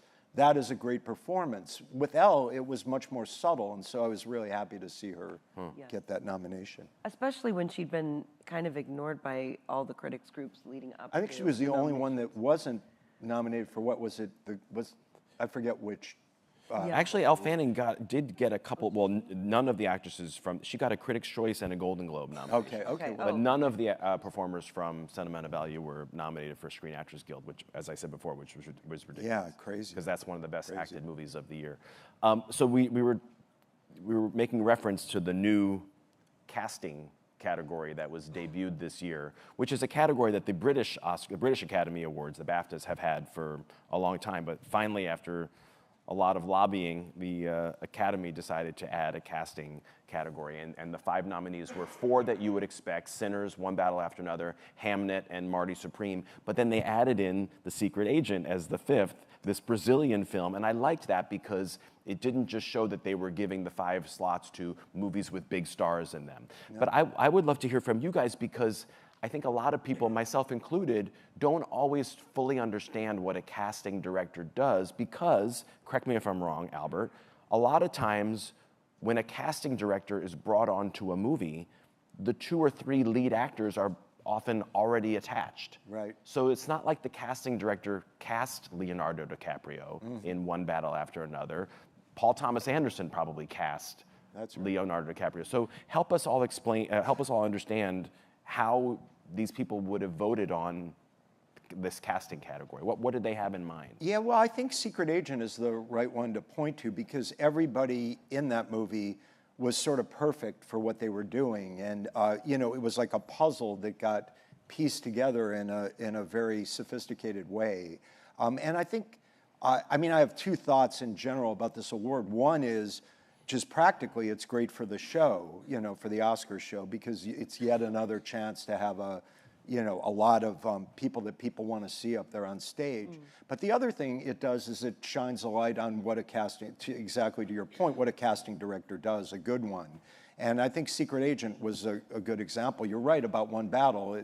Although, you know, Chase Infinity and Tiana and all, you know, that took a real eye to, you know, and Regina Hall was wonderful in that movie. I'm not sure I agree with you about that. I think casting, the idea of a casting director is so misunderstood. Now, I lived through perhaps the best known scandal involving casting. There's a small movie called The Godfather. And the trouble with The Godfather is that because the picture was cast by a brilliant casting director, and then it became the #1 bestseller in the world, and everyone had an idea as to who should play each role. And it became like scandalous. You had CEOs of company coming in and saying, you know, it's got to be Al Pacino or Jimmy Caan. Or Burt Lancaster would show up in my office and say, it's got to be me. I'll give you $2 million if you cast me in that role. So there's so many, the high-profile pictures, which I've had the luck or non-luck of being involved with, that casting becomes an intense political issue and fascinating. Yeah, it becomes a rat race. I mean, I think it's fascinating because it does depend on the scale and scope of the movie. I mean, when you have a film that you know, say One Battle After Another, you know, so many of the cast are obviously, you know, negotiated. They're probably in there from the very beginning. The movie is built around a lot of them, and the director is obviously super involved. But a smaller, more independent film might rely more on the casting director and to help augment that. I mean, I looked at that, you know, even Marty Supreme was like peppered with so many fascinating, like, old, weathery men. Non-actors. And you know, like, that's fascinating to me. Jennifer Vendetti, or whatever her name is brilliant at finding people you haven't seen before. Yeah. And she does all the Safdie brothers movies. Yeah, for casting, there was a movie that got kind of forgotten called House of Dynamite that's on Netflix, and that had 112 speaking parts, and it was chock full of great actors in all kinds of roles, and I thought that was worthy, but I guess I'm not really understanding the casting director nomination. Well, the movie you're talking about, House of Dynamite, which was directed by Catherine Bigelow, the first woman ever to win an Oscar for directing for The Hurt Locker, is this movie about an impending, you know, nuclear attack against the United States by a mysterious country.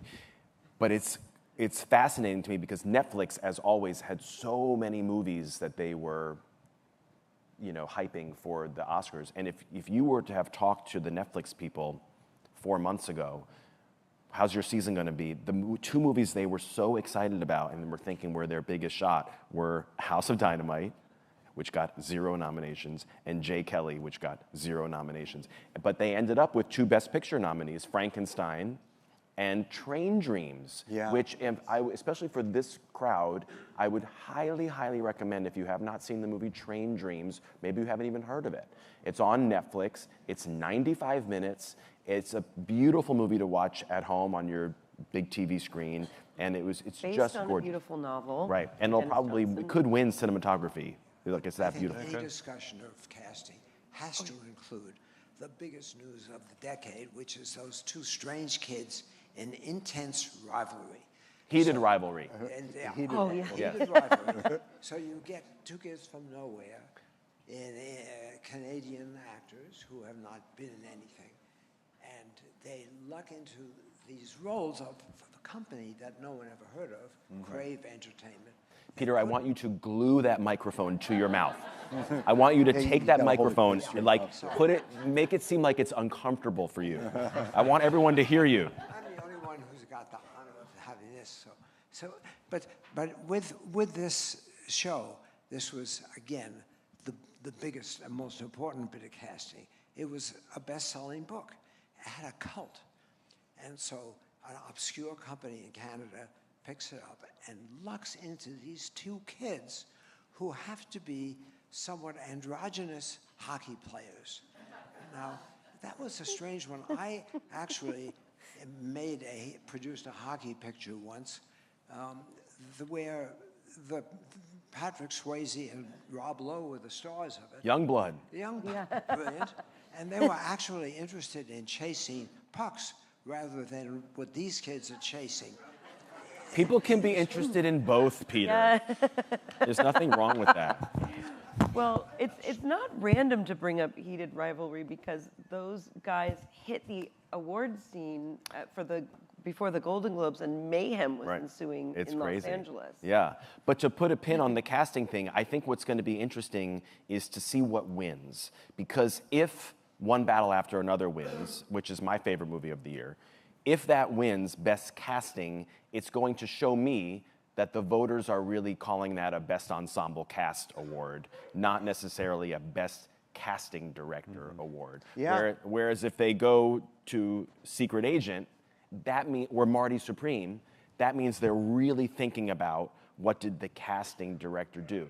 And my hunch is that it's going to be Sinners, which I think is kind of in the middle, but oftentimes in some of these categories, so as many of you know, when the nominations come out, it's just each branch that nominates their branch. So the production designers are picking the nominees for production design. The costume designers are picking the nominees for costume design. But once the nominees are out, the entire 11,000 voting body gets to pick the winners. And that's why you see the movie that wins editing has the most editing in it. The movie that wins costumes has the biggest costumes. The movie that wins sound is the loudest, because I think a lot of people don't really understand the nuances of what each category could be. To that point, the screenwriting awards are often, for the oddball film or so, the one that I feel like screenwriting sometimes becomes like a runner-up for best director in a way. Also, if you're watching the show as a fan, there was some statistic that if best editing now really points to best picture. Yeah. And I was at the Neon Party last year, and when Sean Baker won for best editing, for Anora, everyone was just passing out because it was like, oh my God, it's going to win best picture. I don't think that's going to be the case this year, because I do think F1 is going to win editing, but it has zero chance to win. Well, it was a real surprise and a great surprise that Sentimental Value got nominated for best editing. That was definitely a surprise. Yeah. It's a pleasure to talk to all of you. Thank you for your insights. I just want to give one shout out Yes. as far as a tip. The international films are great, and two that I loved. Surat being one of them, and Sentimental Value, obviously the other. And they're both. Surat is, I think, opening a week from Friday, so it'll finally be in LA, movie theaters. That is a wild film. But Sentimental Value is on airplanes now, so when next time you're on a plane, you can watch And it. It will make you cry. Ways that there's tended to watch. Yeah. Thank you. Thank Peter, you so Albert, much. Bob, Kiwi. Thank you all so much.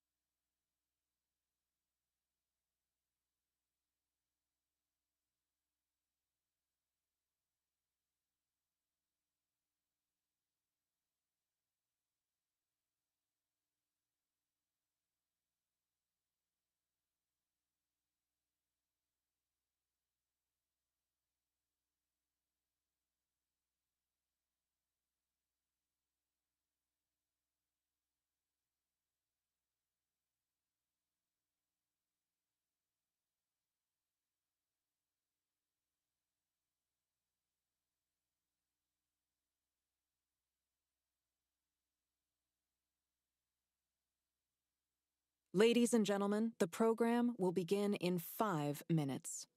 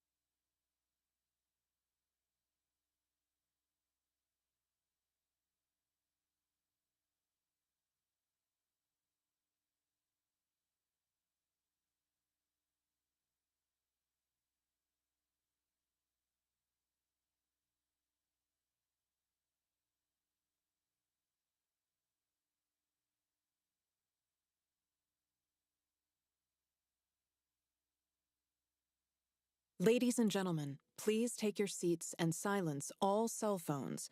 The program is about to begin.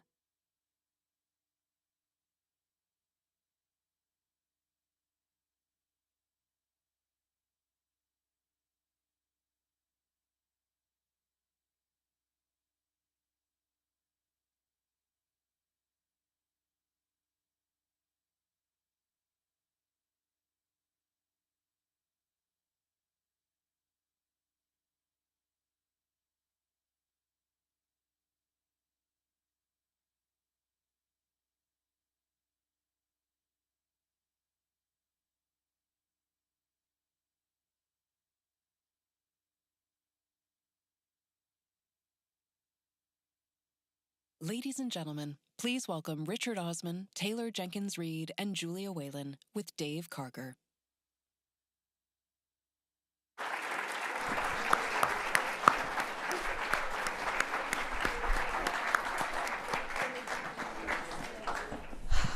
morning, everybody. So nice to be with you. I have to just point out what we laughed about backstage, which is that Julia Whalen is the voice of the festival. So she's been what's called the voice of God, introducing each panel, and she just had to introduce herself. I said she should have said, please welcome me. Welcome me, and then other people, I suppose. Oh, God, I recognize that voice. Oh, gosh, it's crazy. It'll haunt your dreams. So nice to be with all three of you who have written so many fascinating books, but we're here specifically because each of you has had one novel adapted, either as a feature film or as a limited series. So Thursday Murder Club in Richard's case, Daisy Jones and the Six in Taylor's case, My Oxford Year in Julia's case. And the way it all happened is so different for all three of you. I'd love to start off, this is kind of putting you on the spot, so if you don't have an answer, I'll allow it. But when you think of literary adaptations, film versions, what kind of sticks out as the gold standard? I mean, I think of To Kill a Mockingbird, Brokeback Mountain, Sense and Sensibility, Atonement. You stole mine. Yeah, you can't just don't list You them. didn't Okay, steal, sorry. You didn't, Dave, you didn't steal mine. I've still got mine. Okay, yours? The Godfather. The Godfather, that's of a great course. one. Yes. I got one. I can relax for the rest of the scene. You're done. You're done. And why? Oh, God, no, there's a follow-up. Just because it captures the essence of a novel, it captures the scale of the novel and adds an extra layer. If you read the novel and you watch the film, they're different because adaptations are very different, but they have the same spirit. They have the same, you know, the heart that beats is the same heart, and that's incredibly rare and incredibly difficult. So Taylor, if I stole yours, what was it? Atonement. I mean, just Keira Knightley's dress alone would have earned it the top spot. But it's a beautiful book. It's a beautiful movie. Both experiences are fantastic. And kind of a debut for Saoirse Ronan. Yeah, Who was the little yeah. girl. So good. Another one that I would put up there is Pride and Prejudice, also with Keira Knightley. Both of those movies directed by Joe Wright. Yes. Both fantastic adaptations, so lush and transportive and beautiful. It's Atonement for me as well. I mean, Sense and Sensibility, I actually think it might actually do that story better justice on film, and Emma Thompson's script is divine. But I'm also going to go ahead and add Heated Rivalry. Oh. I think is, as far as the kind of adaptations that readers want to see, like that was fan service. Yeah. Second panel in a row for me that Heated Rivalry just Yeah, well, I was on the other one too. spontaneously came up in. No, it was my Oscar panel. Oh, your Oscar panel. I love that Which, even by the way, more. it's a TV show. So the fact that it came up in an Oscar panel. But a little bit of Oscar trivia, Emma Thompson, with her Oscar win for the screenplay for Sense and Sensibility, became the first person ever to win Oscars for acting and writing. Because she had already won for Howard's End a couple years earlier, and then she won that. Now, interesting to note, Casey McQuiston was originally also going to be part of this panel. She wrote Red, White, and Royal Blue, but she's on the set of the sequel film right now. So have any of the three of you been on the set of your adaptations? No. No, which I think we'll get into how mine came to be, but no, I was not on the set. Taylor, you were a yes. producer of Yeah, Daisy I Jones. was on the set of Daisy Jones a few times, and I really do prefer to stay home and be in my sweatpants.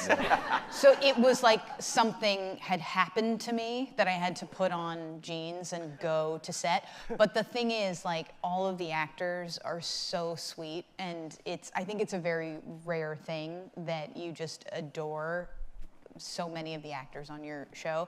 Sam Claflin is like the cutest, sweetest guy ever. Riley Keough is so warm and so lovely. Suki Waterhouse, Cammie, I mean, all of them. So it was actually very fun, absolutely worth getting dressed for that day. Nice. Richard, you were a producer on Thursday Murder Club films. I mean, up to a point. There's certain things in Hollywood you see on streamers as well, where someone's called an executive producer. An executive producer means essentially not a producer. It's something they have to give you as a credit. No, I went as often as they wanted me there, which was almost never. They don't really want the writer there, and I think when we really get into the weeds of adaptations, it's because the writer's job is already done, and it's a certain thing. And filmmaking and television making is such a different process. And the writer is immediately sort of in an entirely different camp to the filmmakers, because it's a completely different medium, isn't it? Like if you have an opinion at that point, it can only be a problem. Oh yeah. You want to Way too late. Way too late. zip it. Yeah. If ever you even start putting your hand up, everyone looks away. Yeah. They're like, no, we. So Taylor, I'll start with you a little bit about Daisy Jones, because it's so beautifully written, and it's so fascinating because you write it in a fake oral history format. It's not a written through typical novel. It's as if someone has done interviews with all of the characters, and like a Bill Carter Saturday Night Live kind of book, but in this case, the story of this band.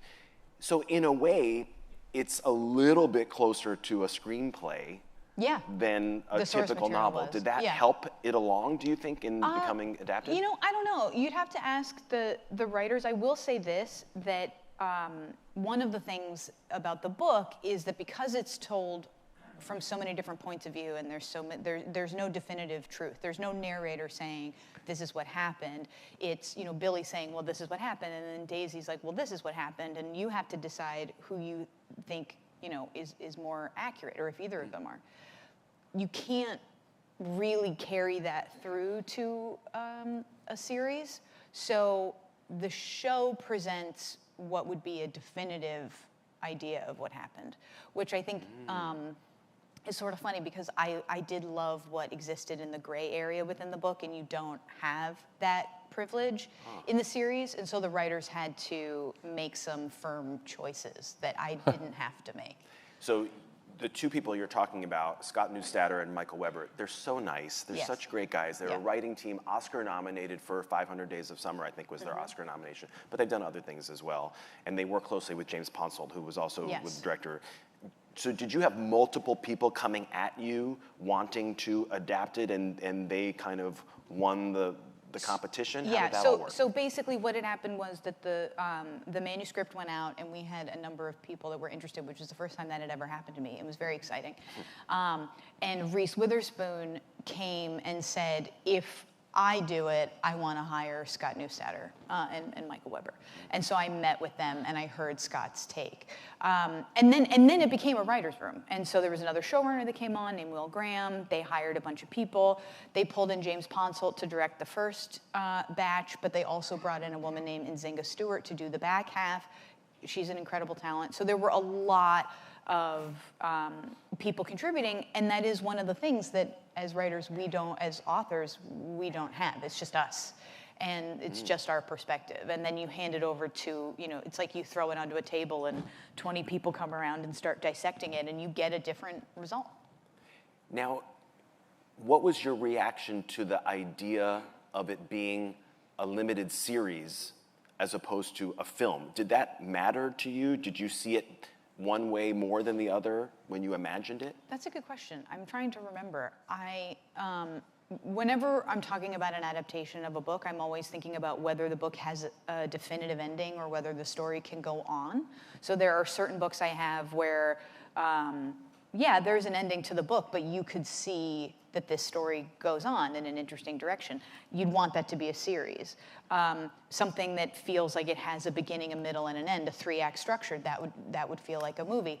But there are times when it's you have a lot of content within the book, you have a beginning, middle, and an end, and that becomes a limited series.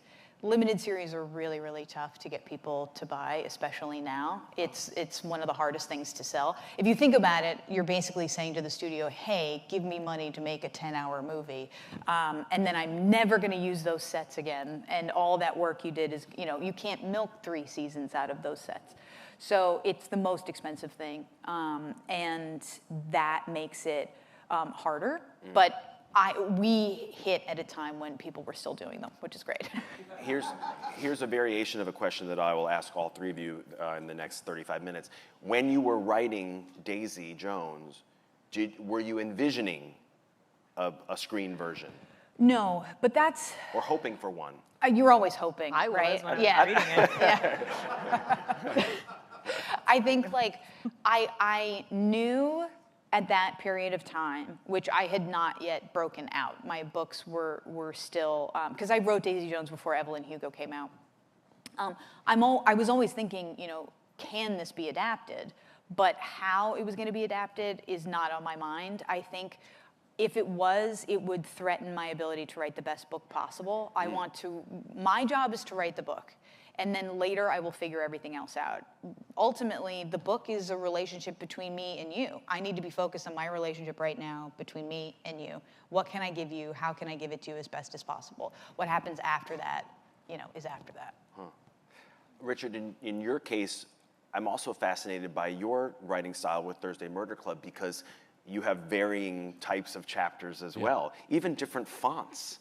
And you know, and some chapters are very much told in one point of view, others are very different. How do you think that affected, if at all, the adaptation? Yeah, I think, again, when I was writing it, when it first went out on submission, which was before it had been published or anything like that, went out to TV companies, and I thought, if this is ever going to get made, it feels like a kind of BBC, Sunday night, hour-long drama. We'll do 8 episodes because there's a lot going on and interesting characters to meet.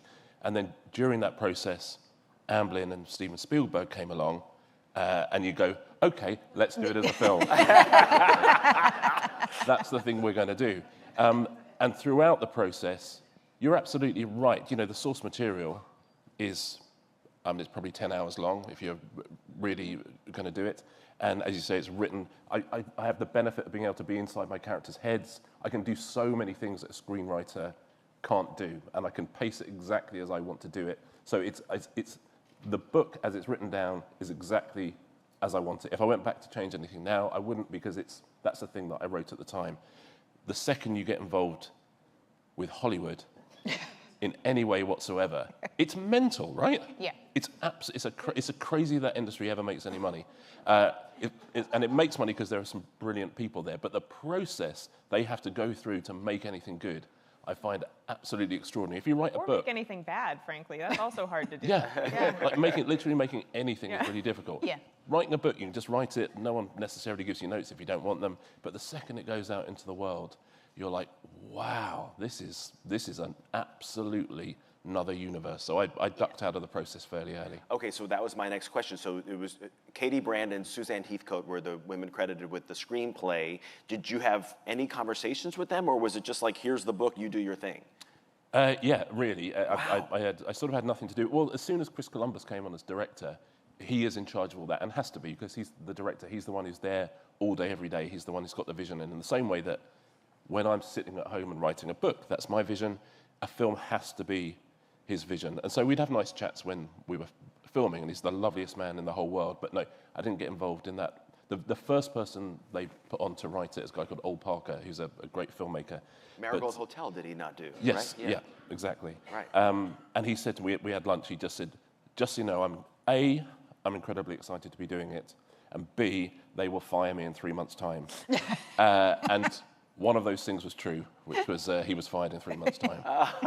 That's Hollywood, right? Wow, that's crazy. So when you then first either saw the script, the one that was shot, I mean, or saw the film, were you surprised by things that were changed or things that were not changed, things that were, you know, kind of verbatim from the novel? Yeah, I don't think there's anything that's verbatim from the novel in there, which is... The characters' names? The characters' names right. stay the same. I will give you that. But no, it didn't surprise me, and also it didn't disappoint me, because that's the process. That's what I signed up for. And the second you sell the rights to Amblin, that's the game you're in. And I said right at the beginning, I don't want to be involved. I trust you. You know what you're doing. You know how to make a film. You know what a film audience wants. So right from the beginning, I just placed myself in their hands. And the writer is the last person to ask about whether a film or a series is good, because it's, You're too close to it. You're much too close to it. So you just have to go on audience reaction, which fortunately was very, very positive. So I think I made the right decision. Well, a lot of these conversations remind me of the absolutely brilliant line from Mad Men, where Elizabeth Moss is kind of complaining that she's not getting the praise from her boss, John Hammond. He says, that's what the money is for. Yeah. So, I mean... He says it much meaner than you said it just now. I know. He's very angry when he says it. Yeah. Julia, we could sit here for 3 hours know. and hear about the absolutely crazy genesis of My Oxford Year, which is the novel that you've written, and then there's the Netflix film of the same name, which is really sweet but quite different in many ways. Yes. Can you take us through? I'm going to do the elevator story here. Okay, I'll 'cause do this as quickly as I can. So it's a roundabout way. yeah, so back in 2013, I was hired to work on a screenplay that was set up at Sony at the time that was set in Oxford. And it was... And you went there. I went there, so I was brought in to do the authenticity pass on this, but it kind of turned into a page one rewrite. And it was this really lovely dramedy that was a little bit rom-com at the beginning and then like melodrama in the third act. And I worked on it with a friend of mine, and over the course of about a year and a half and 27 drafts, we had something that Sony went out and got a cast attached, and it was moving forward. And in that process, the producers got to know me, and they got to know my opinions about what I had wanted to change in the screenplay and was not allowed to. And they said, "Do you think there's a book here?" And very simply, I said, nothing has ever wanted to be a book more. It's about poetry, it's about love, it's about grief, it's all the biggies. And so at that point, I went off and they hired me to essentially write the book. The movie was moving forward into production at the time, so I was writing as quickly as possible, and the joke is now it's been out for 7 years and the movie's just coming out. Was it supposed to be the same time the book and the movie were supposed to be at the same time? That's what we were aiming for, Okay. yeah. So that's why, as a result of that, it was not an optioning process. I did not option the book to the film. The production company has always owned the IP to that story.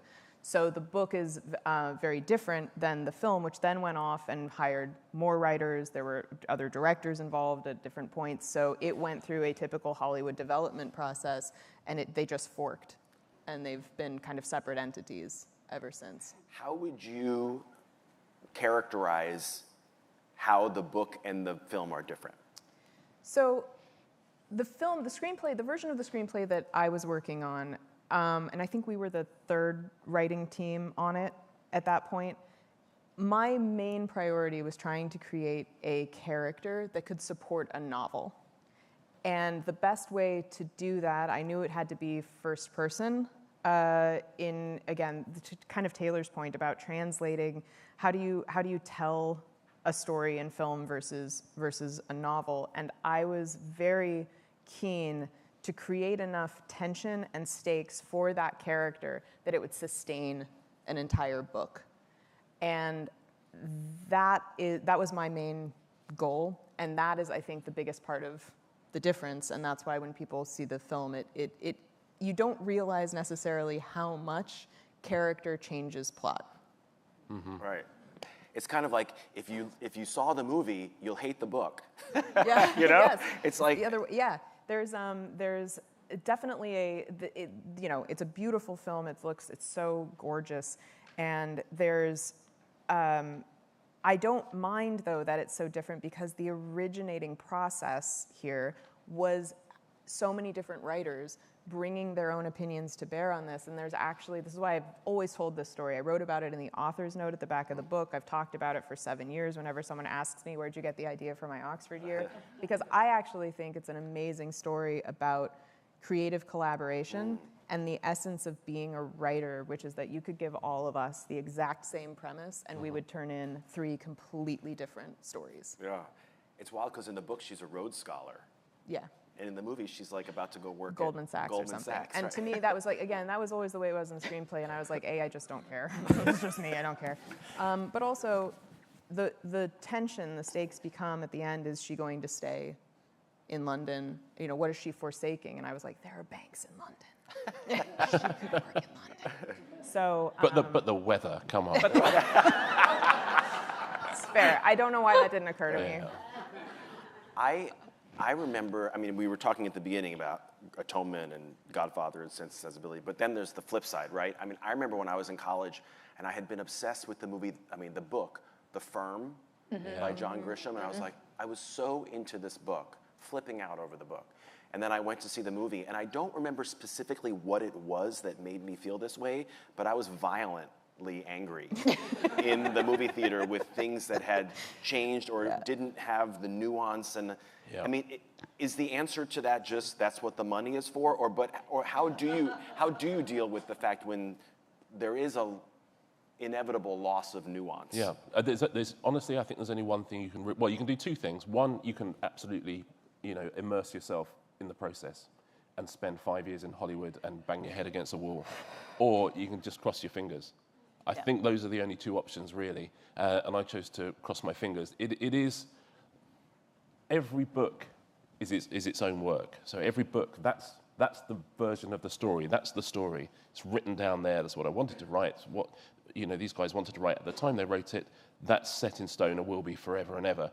A movie is just, it can be great if it's huge and sells more books, or sometimes it will just disappear. But it's not the book. It isn't the book. It's something else. It's icing on a cake, and it's icing you like or don't like. So either do all the work yourself, which you don't want to do, or as you say, that's what the money is for. Taylor, what's your take on that same issue? I think Richard's right. It's about control.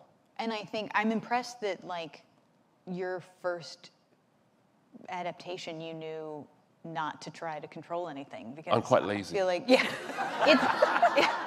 it's taken me like 12 years to figure this out. I think the impulse can be, well, I'm going to be as involved as possible, and I'm going to make them listen to me, and I'm going to control it so that they don't lose the nuance that is important. And it's a losing game. You have to relinquish control. And I have said before, but it's a little bit like, I'm raising my kid, and I'm raising my kid the way that I want to raise my kid. But one day she's going to have a kid, and I'm not going to be able to tell her how to raise her kid. And I'll try, but she won't listen. And it's you have to give up control. It's the Daisy Jones, the limited series, is not mine. It's my grandbaby. It's not my baby, and it's taken me a really long time to understand. I was like, no, I'm leaning into this. I'm steering into the curve. I'm going to be a producer. I'm going to be in every meeting. And it just doesn't work. It doesn't work. And also, life's too short, man. I could be in my sweatpants out. And get the same check. 100%. I'll get the same check. But also, here's the thing. Yes, you get an amount of money when the movie's made, and that's great.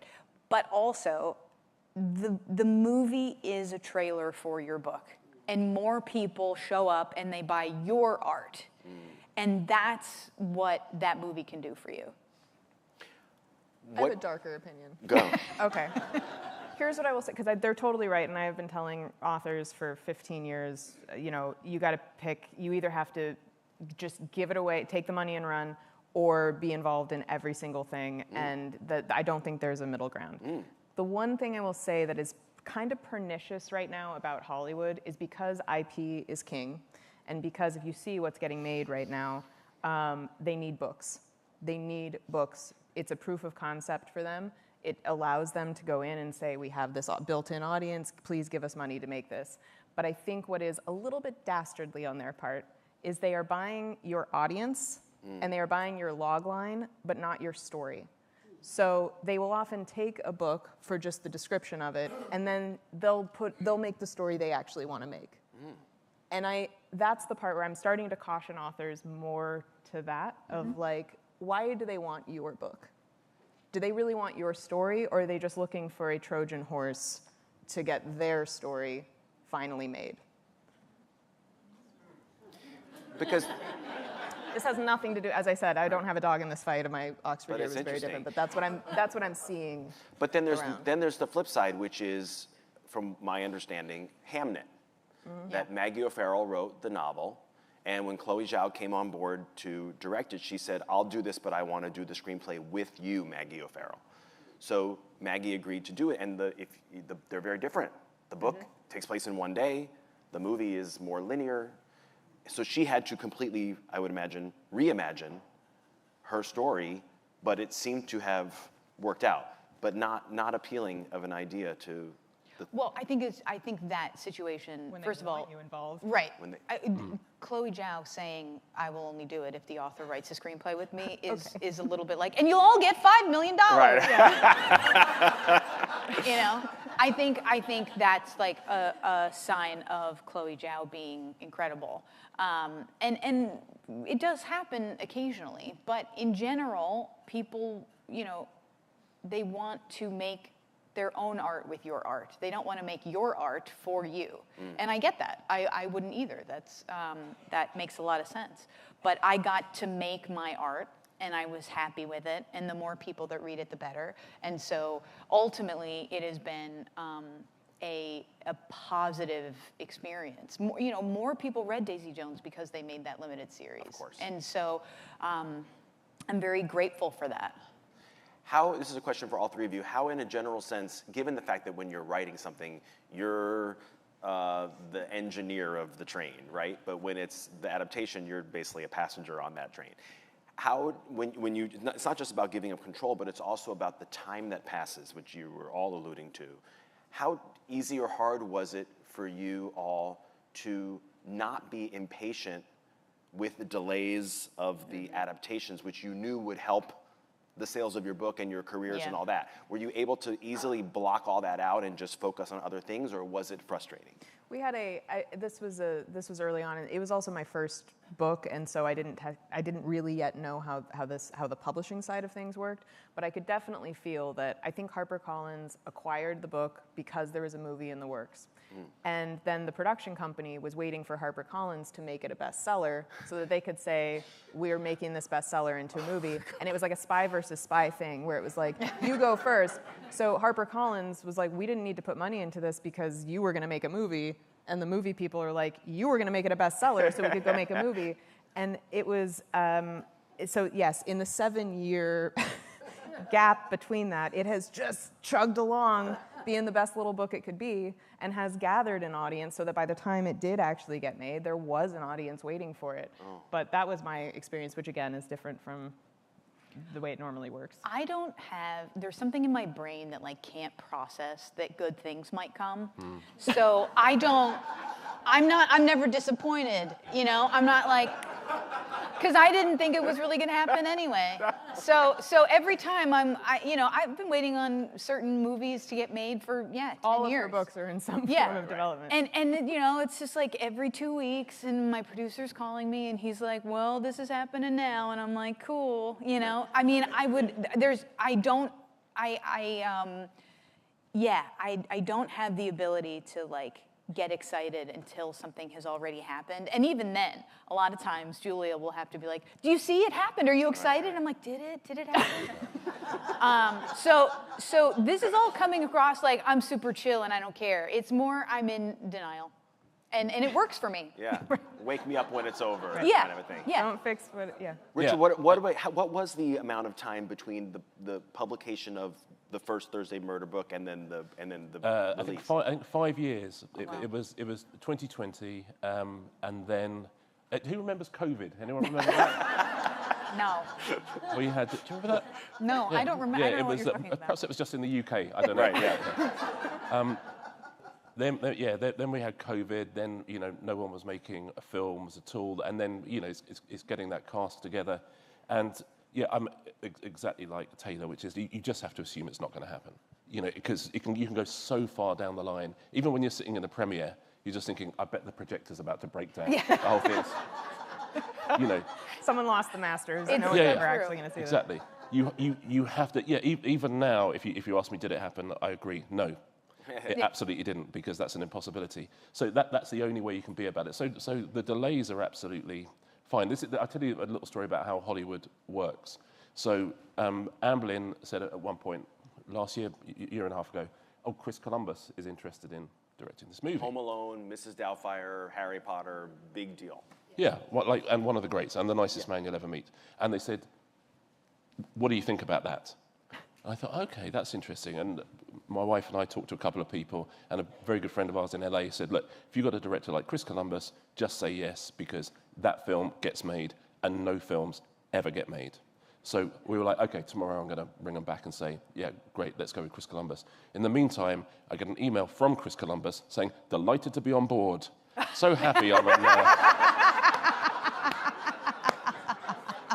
you know what? At least they pretended to ask him. That's it.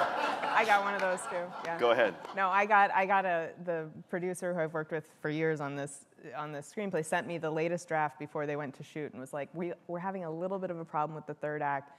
Maybe you can just have a suggestion. You know, like I have 2 careers and run a business, and so it took me like 2 weeks to read it. And I finally wrote back and I said, okay, I think I see what you're talking about. I think I have an idea. And he emailed me back and was like, we fixed it, thanks. It's like, great, thank you.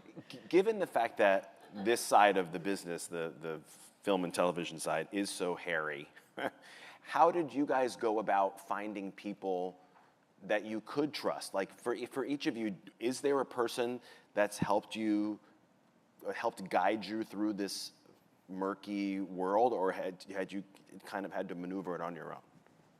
Taylor. No, I'm saying Taylor. Oh, helped you. Yeah, no, I mean, I'm saying that I think we run a lot Yeah. by each other, but Taylor has a bigger team of actual, she's got a lot that she's juggling.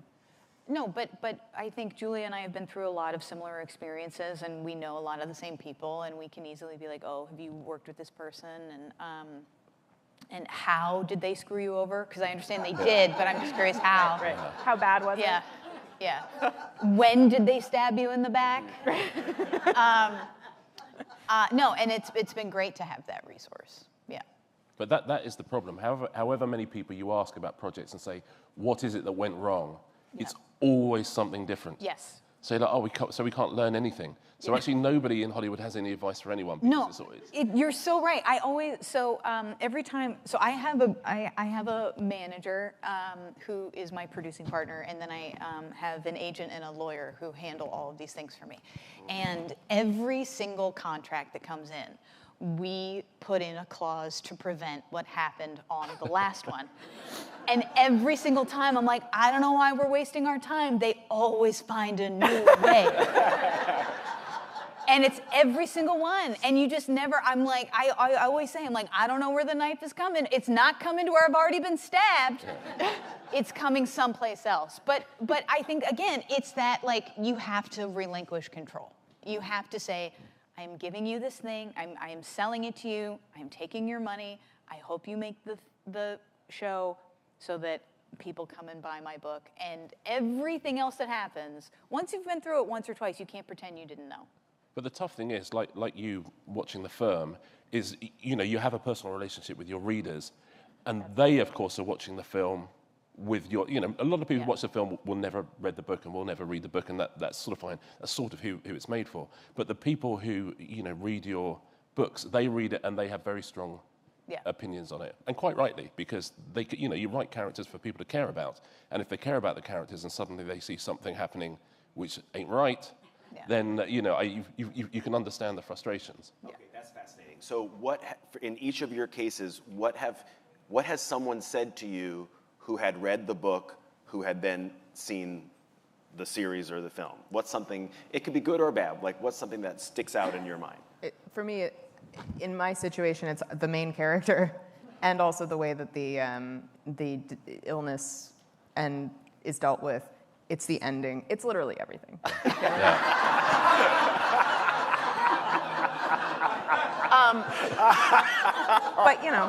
that's okay. Like I said, I'm in it is a very different situation. Right. It's quite It's the beginning, the middle, and the end. But that's it. Yeah. That's it. So there are things that happen in the limited series, and there are choices that they make, and I understand the choices. I understand the reasons behind them.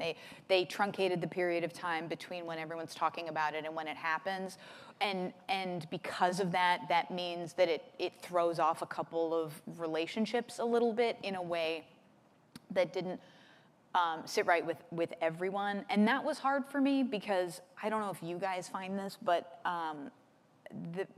I felt like the comments were getting mad at me, like I had done it or I had let them down. And it's like, I'm doing, my best to get you a show that you can watch. I can't control what they do.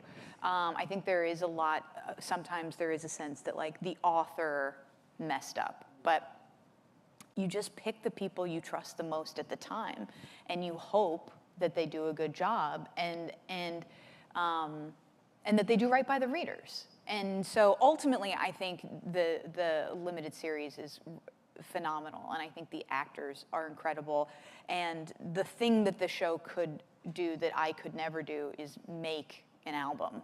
And so you know, the Daisy Jones and the Six album that exists would never exist without this adaptation. I told her, I was like, I'm listening to this music like it's Fleetwood Mac. I'm listening to this on repeat. And she's like, oh, that's so nice. And then I sent her my Spotify rap data at the end of the year and was like, I was in the top 0.2% of listeners to Daisy Jones. And I was like, I wasn't kidding. So that's really interesting. Okay, so I'm showing my ignorance here. So at the back of Daisy Jones are the lyrics to Right. the Aurora, to all the songs on the album. Yeah. So all of those lyrics were.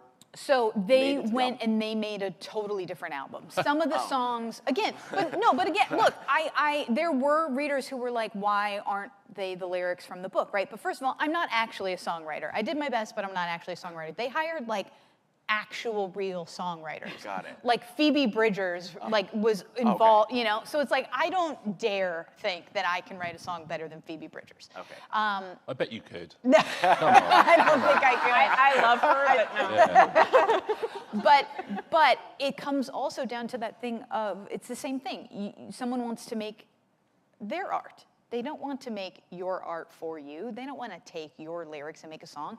They want to take the feeling and interpret it themselves and express themselves, and that made a lot of sense to me. So they made a whole album for Daisy Jones and the Six. Some of the songs had the titles that my songs had, and they served the same purpose within the story. And they did a phenomenal job. And it's such, you know, there are changes, but it's a faithful adaptation, and every single person that I met on that set, all of the actors were doing it from such a joyful place of wanting to tell that story. So there were readers that liked one thing or they didn't like another thing. There are some readers that like the limited series better, you know? I feel ultimately like whatever, the Hollywood mishigas aside, it's a piece of content art that I'm very, very happy with, and I saw how hard they worked on it. Same question to you, Richard, which was, it's been a while, but which was Yes. what readers have. Change. Yeah. Yeah. Not that I didn't We love were every we were single jamming thing. out over Right. here. It was- Yeah. I would say there's one character who, I mean, because by the time the film came out, the fourth book was out, and in the fourth book we discover one of the characters is gay, which I think is fairly apparent throughout. But anyway, it's the first time we say it out loud. And in the draft of the script, of the first script, he's an inveterate womanizer. I mean, absolutely. And so that's the one time where I had to say, Yeah. just so you know, right, this is slightly out of character for him. And there's a character called Bogdan who goes through the whole Thursday Murder Club series. He's like the fifth Beatle, and this is what I got in the most trouble for. He's dealt with very harshly in the first book, and the hashtag Justice for Bogdan was trending on Twitter when the book came out. So it's things like that, and it's. But as Taylor said, I got to visit that set with these incredible actors. The crew of people who are making this film, and you see what the art form is. It's absolutely extraordinary. You see why they can't just be turning to you every 5 seconds, because their job is so hard. Our job is hard, but it's sort of a different hard, 'cause it's just us. It's just here. It's hard here. Their job all day, every day is so. And so for me, the whole process of it was such an absolute privilege, and you know, to know it exists forever with those actors is a privilege as well. Well, that's a great segue to my next question. So you have Sophia Carson in My Oxford Year, who's just gorgeous, adorable. Sam Claflin, Riley Keough, who's Elvis Presley's granddaughter, so great in Daisy and the Six. You've got Helen Mirren, Ben Kingsley, Pierce Brosnan. I mean, did you get the sense that any of these people read the book? Oh, yes. Yes. Yeah. I will say, like, Riley read the book multiple times. She had very personal connections to it. Sam has read the book many times. Wow. And they're so sincere in their love of the character that it was one thing for me where, you know, our jobs are so solitary. And it's just us living with these characters. And for the first time I was like, oh, they're yours too. I get to share Billy with Sam Claflin. I get to share Daisy with Riley. And that was so lovely. How about you? What did they say when you came to the Yeah, set? absolutely. I mean, Helen Mirren. I think when they asked her to do it, she said, "I've literally been waiting for 2 years for this call because I read the book and I thought, well, there's a role in there for me." And you think, there definitely is. What a compliment. That's lovely, isn't it? Helen Mirren. I know. Well, people used to walk down the street shouting Helen Mirren at me before this came out because everyone was, in the UK, everyone was obsessed with who was going to be cast in it. And so, when she signed up, I think they'd all, I'm not sure Pierce had read it. But, He's busy. Pierce can do whatever he wants. That's right, yeah. Pierce, he is the nicest, most handsome man I've ever met. I had a very funny exchange, and this is very sweet. So the guy who plays Jamie, I call him my sweet little angel baby. I love Corey so much. So at the night before the premiere at the producer's house, it's the first time I'm meeting any of these people, and Corey said that he listened to the audiobook, which I recorded of my Oxford year, and he listened to it twice, and that was his research. And you can actually hear, like, in the film, once I knew that and I saw it, some of his ad-libs are lines from the book. Oh, wow. Oh, cool. But then he said to me, he's like, "You were rather good. Do you do this? Have you ever done more audiobooks?" And I went, and I saw the producer, like, running over from the back. And she's like, "This is," and I'm like, I'm not going to be offended that this kid does not listen to audiobooks. You should It's be like, really I'm okay. the Adele of audio. Yeah, right. Yeah. Come on. It's like going up to Meryl Streep and being like, "Do you act at all?" Well, very now this sweet young actor needs to watch Once and Again. Your show, which I absolutely love. Back I know. in I the told day. him I was like, back when I was your age, when I was writing this screenplay 150 years ago, I was still acting. You were 4. And he's like, "I don't think that's right." And I was like, "Whatever. I don't do math, but something like that. It feels right." One tiny side thing, just given the fact that I'm talking to people whose adaptations were on Netflix and Amazon Prime streamers, is that a coincidence? Do you find those are friendlier places to this type of stuff, or is that just how it turned out? Are real movies even being made anymore? Yeah, I think Occasionally. everything's a streamer. Real Or movies are being you're made. saying in As opposed to a Warner Brothers or a right, a theatrical Focus release. Features or something like yeah. that. Getting a theatrical release is really hard, and I'm gonna do it. God damn it! No, I'm just kidding. It's very hard, and I think that people take more risks in streaming. That's my experience so far. I don't know about you guys. Well, I signed up with Amblin because I thought it would be a feature because they make features and Spielberg makes features. And they, very, very close to start of filming, said, "Look, if this is a feature, we have a budget of 40 million. If it is Netflix, we've got a budget of 70 million. So it's going to be with Netflix." Because that's where the extra money is. And for I do a series of books called We Solve Murders as well, which I'm now adapting. And with that, I just went straight, let's do Netflix, let's do 8 hours. So I've learned a little bit, and I might be a tiny bit more involved. It's just, there's a freedom there, there's a lot more money there. And actually, you can still have theatrical releases. If you've got a bit of IP that's big, the future for it can be streaming, theatrical release, whatever, I think.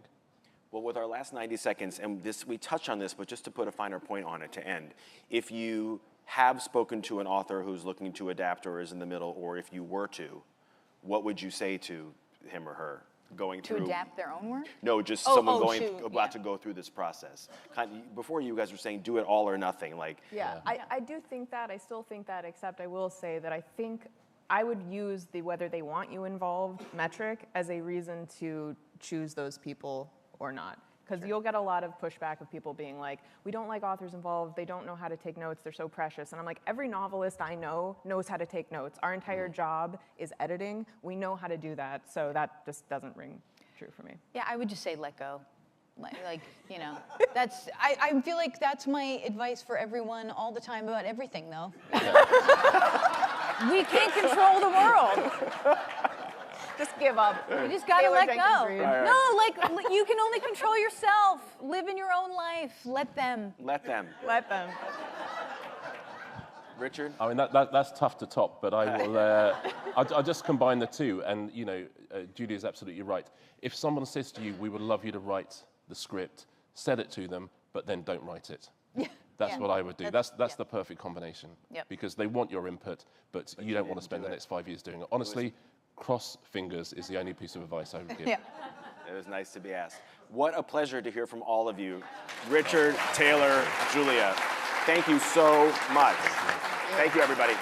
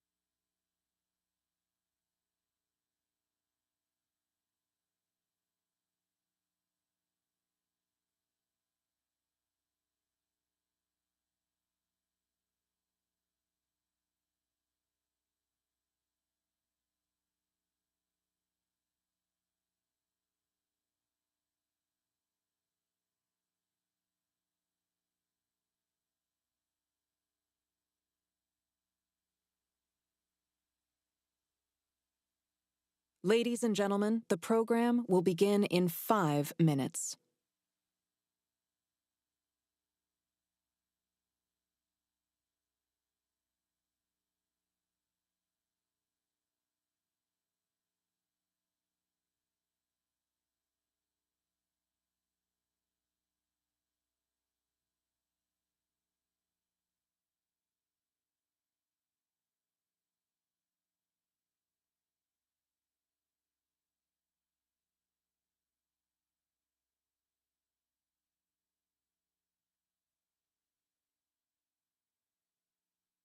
Ladies and gentlemen, the program will begin in 5 minutes.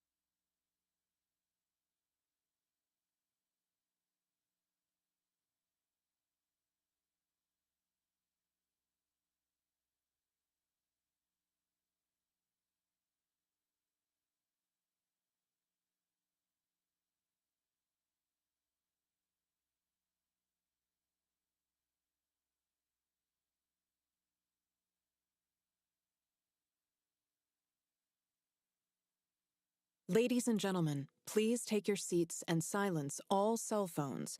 The program is about to begin.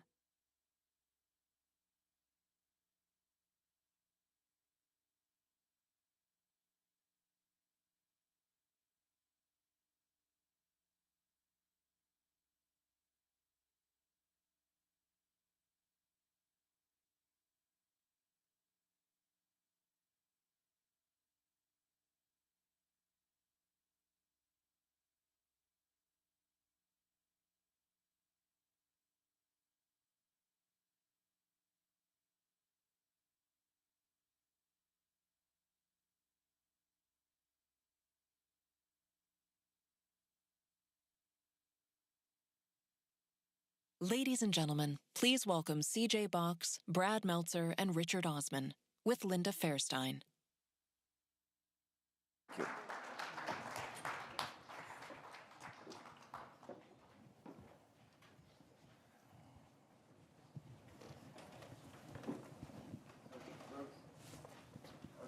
A little still scratchy. They're going to save me because they're going to do the heavy lifting. Well, good late morning, and thank you for being here. Thank you for helping to close out this festival. I think this is the best conversation of the 3 days. We'll make that come true. So you have probably seen the three authors along the way: Chuck Box, Richard Osman, Brad Meltzer. It's a rare, rare thing to have in one room and on one panel three writers who each have reached the top of the New York Times bestseller list and other places around the world. And I would say the career similarities probably stop there, although this is a crime mystery panel.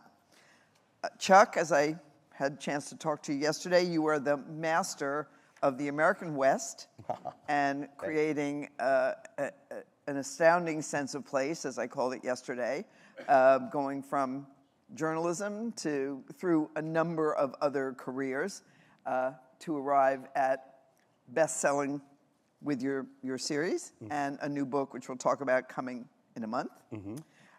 Brad, it's so good to see you. We have known each other a very long time. This will take a little longer, no offense to anybody. He's mind-bogglingly multitasking when he does things. Brad wrote his first bestseller, The 10th Justice, when he was at Columbia Law School, a great, very challenging school. He was on law review there and doing that. I was at law school before I even thought of writing a book, and I was playing movie hangman during my contracts class, which is why my husband, who didn't propose to me for 43 years, was playing with me. Did make law review, but just distracted me by doing that. You write legal thrillers, you write crime thrillers, political thrillers, you do these superhero comics from time to time.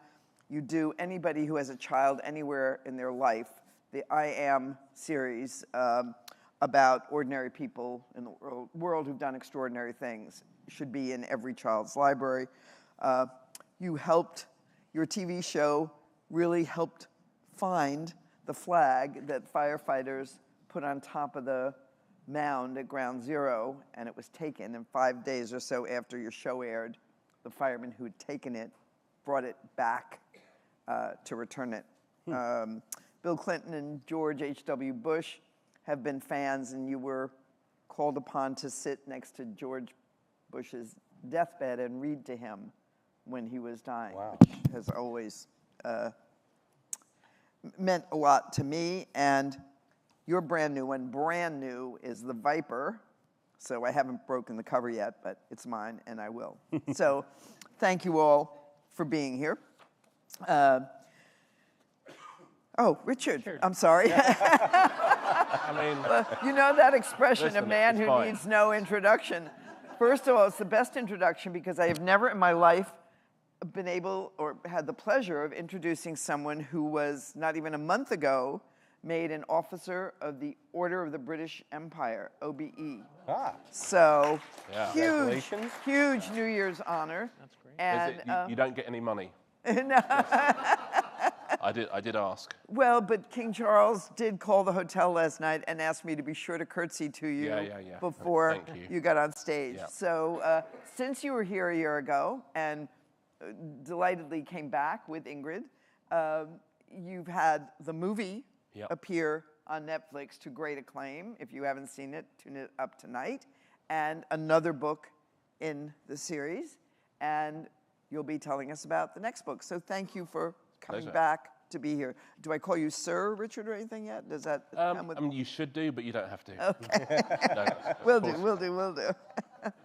I'd like you each to talk about what you're working on now, what's coming next. So I'm going to start, Chuck, with you. Well, it's soon. Yeah, two different things. What I'm working on now is next year's book, but the book that's going to come out in 3 weeks is called The Crossroads.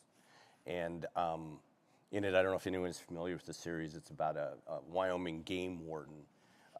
This is the 26th book in the series, and it opens with Joe Pickett's wife getting the call that every wife of a law enforcement officer dreads, and that is, your husband's truck is sitting at a crossroads with bullet holes all over it, and there's a body inside. And it is Joe Pickett. He's been shot in the head. And he's immediately airlifted to the Billings, Montana hospital. And the 3 daughters who we've seen grow up together in the books since the beginning, because the books happen in real time, they're all now in their 20s and out of the house. They all converge, of course, because what happened to their dad, and they decide to investigate, try to figure out who did it. It's one of 3 ranch families, and all 3 of them have motive, and they investigate on their own while Joe Pickett is fighting for his life in the hospital. Oh, that's a rather thrilling and nail-biting issue. Yeah. That's how you pitch a book. Right. Yeah. So it takes you. My husband and I have a place in Montana. Do we get everybody over to the Montana side of the border? No, the investigation all takes place in Wyoming. Only Joe Pickett is in the hospital in Montana, because there aren't any good hospitals in Wyoming. Yes, and the Billings Medical Center is really good, really good. Richard, tell us about what you're working on and what's next. So you reminded me backstage you were on a September pub schedule. Yes, so I have. Every September I have a new book out. So we just had the 5th Thursday Murder Club book came out last September, and now I'm working on my other series, which is We Solve Murders, which is a father-in-law, a daughter-in-law, and a Jackie Collins-esque novelist who team up, believably, in the first book. And that book is far more globe-trotting than the Thursday Murder Club. And so I'm always looking for places around the world to set murders. So that one begins in Lucca in Italy, and then the next murder is in Palm Springs. Using your time well. Well, I just think, it's like perfect place for it, isn't it? Yeah. Not at a writers' festival, I hope. Oh, no, it's not at a writers' festival. But yeah, so I've been cruising around looking for street names and particular spots where snipers could stand. Yes, perfect. Yeah. You've got such low houses, quite hard for a sniper. Yeah, isn't it? That is true. Yeah. But so that's what I'm working on at the moment. And my deadline is middle of April, and I am a long way behind, and I shouldn't be here. But we're very grateful that you chose to. Brad, with one just out, where are you, and which of your many? I might as well talk. So The Viper is the new one. It opens with a man walks into a funeral home carrying his favorite blue suit. He's got a terminal disease, and this is the suit he wants to be buried in. And here's the thing: if you go to your local bank and open up a safety deposit box, paperwork gets filed. It means the government can track it. Same thing if you go to the UPS store and you open up a P.O. box. But if you secretly sew something into the lining of your suit and hand that suit to your local mortician, you have the ultimate untraceable hiding spot. So the man goes back to his hotel. Guy with the gun says, "Where is it?" He says, "I don't know what you're talking about." The guy with the gun shoots him dead. That suit is still in the funeral home. You won't believe what's inside it or who's about to find it. And I just ruined chapter 1 of The Viper for you. Oh. What a teaser, though. So that came out 2 weeks ago. But to answer your question, what's next? We have our first kids book about empathy, comes out in 2 weeks. I Am Princess Diana. So from your area, I point to him. Thank you. Princess Diana. You can see the similarity, I think. And then we have I Am Teddy Roosevelt coming out after that. Oh, and then working on The New Conspiracy. You should really point to Chuck when you say Teddy Roosevelt. And Teddy Roosevelt. So I have Teddy Roosevelt and Diana. We're done. Pretty exciting. I know, having just talked to Chuck, the two of us share in common that our love for books, reading, literature started in libraries, where I used to go kind of from the age of 4 or 5 on a Saturday and pick out my books, and Chuck did the same. Mm-hmm. Would you talk about that influence, since we are in one of the country's great libraries? Sure. That's hosted this. I always enjoyed doing things in libraries and for libraries, and the main reason is growing up in Casper, Wyoming, where I was born. I would ride my bike to the library, and it was very unusual for a boy to show up who wanted to read. And so I kept that a secret from all of my friends. But the first series, the librarians were ever able to gather all of it was the Encyclopedia Brown series. That was the first one I really got into. But then the librarians would kind of challenge me to more challenging books on my own. And I had my own little table in the back and everything. And I was mentioning yesterday, when people say, when did you decide to write or become a writer, I can remember when 12 or 13 going down the stacks in the library in the B's to see where my book would be someday. It was hardwired, I think, from the very beginning. Didn't know whether it would be fiction or nonfiction or what, but there's the B's. That's how I would be between these two books. So that was always, I think, my goal, even though I went into journalism first. But have continued to be a big supporter of libraries. And in the fact that a lot of libraries now are transforming more into community centers in a lot of cities and towns, not just places to get books. And I like to see that transformation. And now the shelves, when you look at the B's, it's shelves of books. Well, you hope that there's empty spaces there where people would check it out.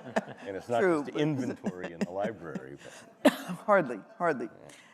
Richard, same question. As a child, were you always a reader? Did you? Yeah, I was always a reader and always a library reader as well. We're from a low-income family, and so, buying books wasn't necessarily a thing that we would do, but we had the famous five in the UK. I don't know if the famous five made it over here.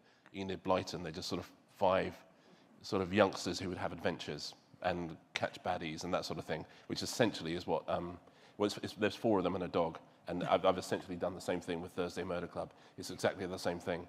But libraries, I think, this place, for example, is so extraordinary. If you think about the trillions of dollars that have been spent in the last 10 years to try and get us addicted to scrolling and try and get us addicted to 10-second clips of something and try and get us addicted to, just what's the next thing, what's the next dopamine hit. The fact that you have a building standing here full of these long-form bits of text that we shouldn't really be reading. Our brains are only supposed to be able to listen, have like 8 seconds worth of stuff in them. And this building and these buildings around the country are centers of resistance, I think. And forget politics, forget all of that. Cultural resistance. And when people say, but fewer people are reading, I think it's incredible how many people still do read. Yes. I think given the culture we live in, the fact that books have endured, and actually books are selling more and more these days, and audiobooks and things like that, I think it's incredible, and I think that libraries are more important than ever, and I think books have a very, very strong and happy future. Well, I'm glad you think it. I think we all want that to be true. I used to love on a book tour getting on the plane and seeing what everybody was reading and trying to push one of my books into another flyer's hands if they were reading Chuck Box. But and now it's so disappointing. I don't read books online, and I just hate seeing the number of people who do. I just would rather be in a library and with a real book. You, Brad? So I'll tell you. First of all, I did go on a plane the first time I ever saw someone reading my book, and I was so excited that I said, "You like that book?" And as the words left my lips, I was like, "This is the most dangerous question ever asked." Yes. And they said they were enjoying it, and I was so excited. I was seated right behind them, and I kept peering through the seat. And the moment we took off and we leveled out, I looked over, and she was dead asleep. And book on the chest. I was like, "Oh." So. Anyway, but for libraries, I think, as you heard, like Richard, my family didn't have the money to buy books. Library. My grandmother had this one thing more powerful than Harry Potter's wand, right? Which was a library card. And that was, I remember going to the library and the librarian saying, "This is your section." And I thought she truly meant, "These are my books," which they were. I mean, and that's what's so beautiful. And I met my brand new friends, Judy Blume and Agatha Christie. And suddenly that was all I needed. But in fact, I went back to try and find that librarian. I was like, who's the librarian that when I was little used to take me to this? And we couldn't figure it out there was no way to know on what particular day who was there. But libraries changed my life. Yeah. They gave me books in a way that nothing else could. There were no books growing up in my house. My mom read the Star and the Inquirer, because she thought that's where all the real news comes from. And my dad read the sports page, but there was not a single book in my house. It was comic books and library books. Yeah.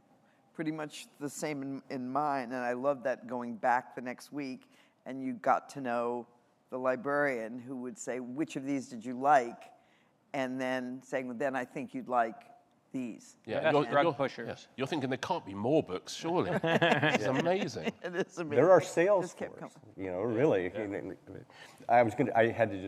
I had a similar experience on a plane. My wife and I are flying to a book festival in London, and I saw a guy like 3 aisles up reading my book that just came out. And I didn't want to ask, do you like it? But I followed him to customs, and I said, so I see you've got my book. And he turned around and goes, I bought this in Denver. That's very good. Very good. Very good. You've all had the experience of books and media of some sort.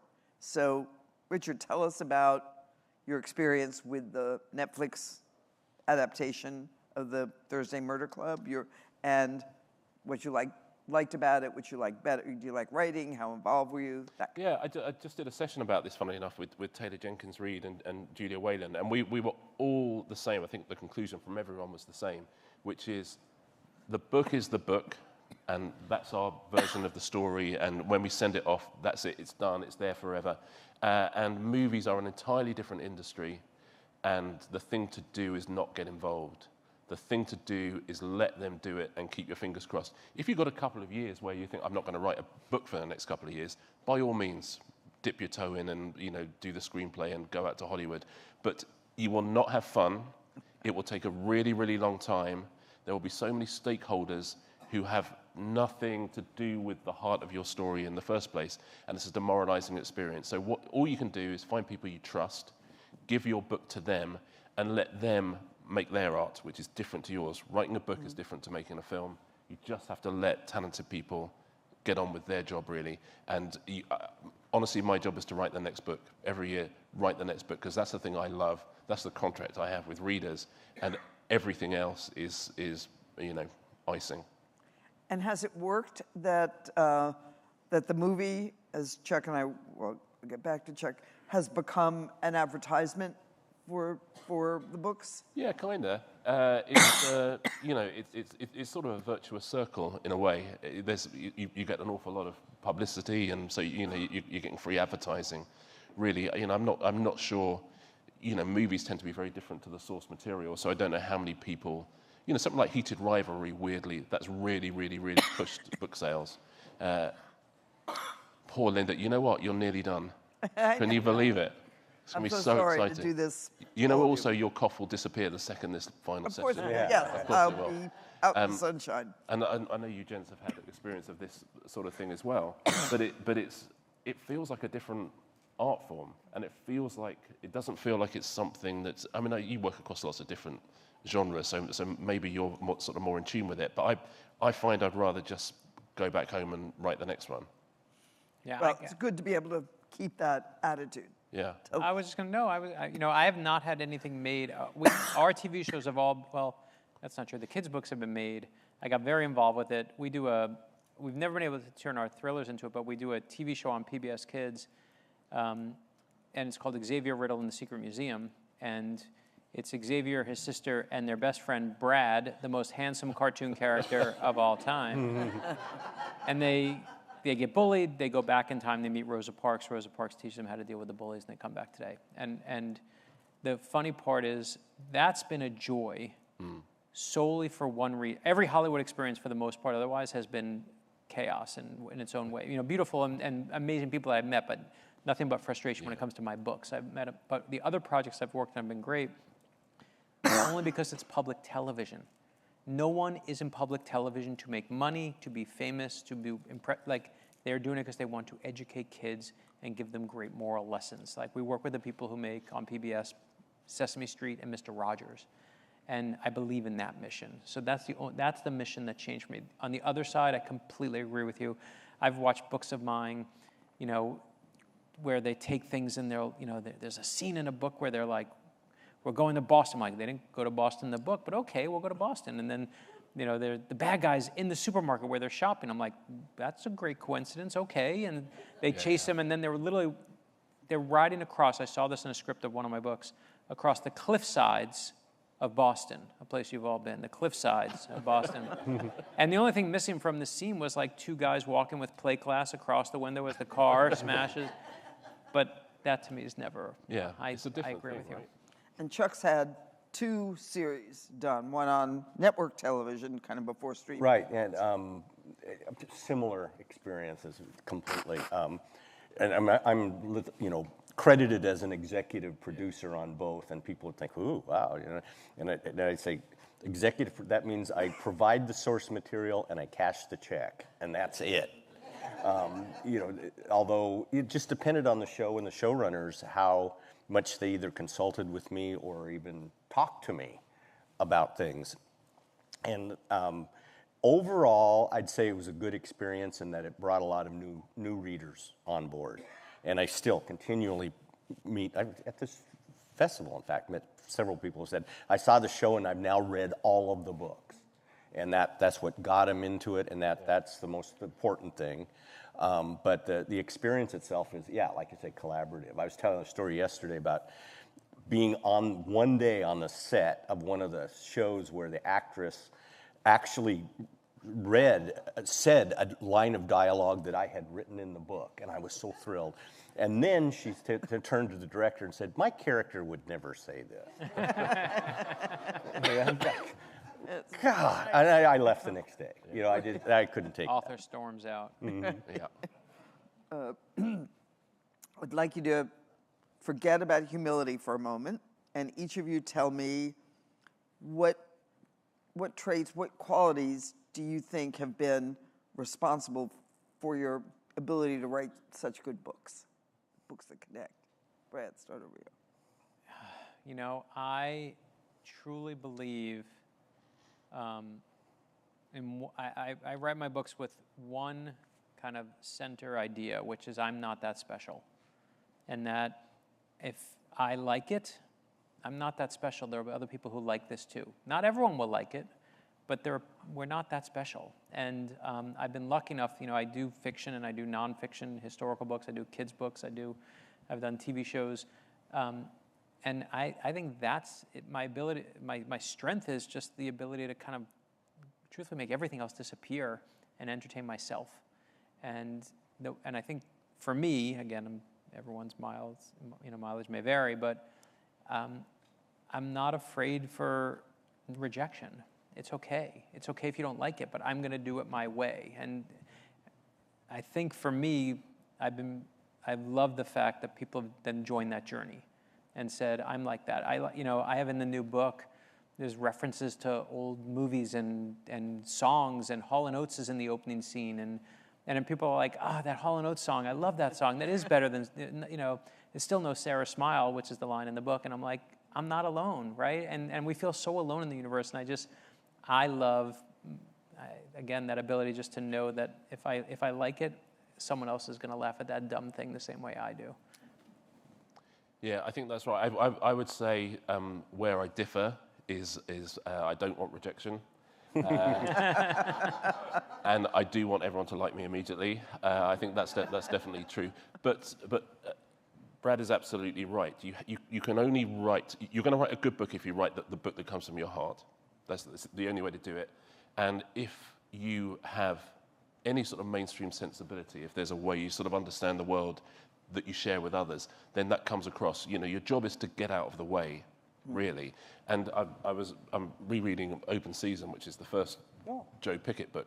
And thank you. Chuck writes a little introduction there where you're sort of saying, I wanted to tell people what the new American West was like. I kept reading this stuff that wasn't like it, and I wanted to say what it was. And, with me, I was going to visit my mum, and she lived in this retirement community. And I thought, I'd like to tell a story about how there's a lot more going on in this place than you might imagine.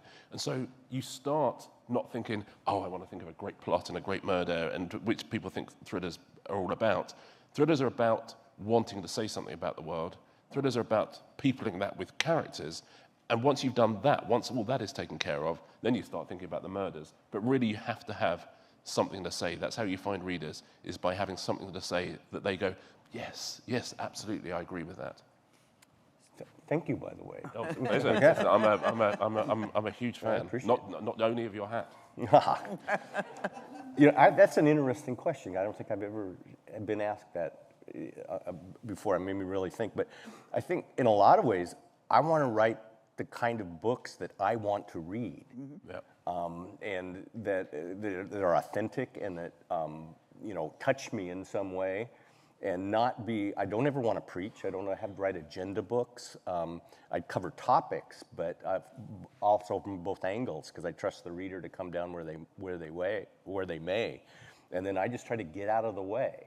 I think Elmore Leonard made some great points about, don't write things that sound like writing. You're not trying to impress the reader with your vocabulary. You're trying to tell a story and get out of the way. And so I think that's what I try to do.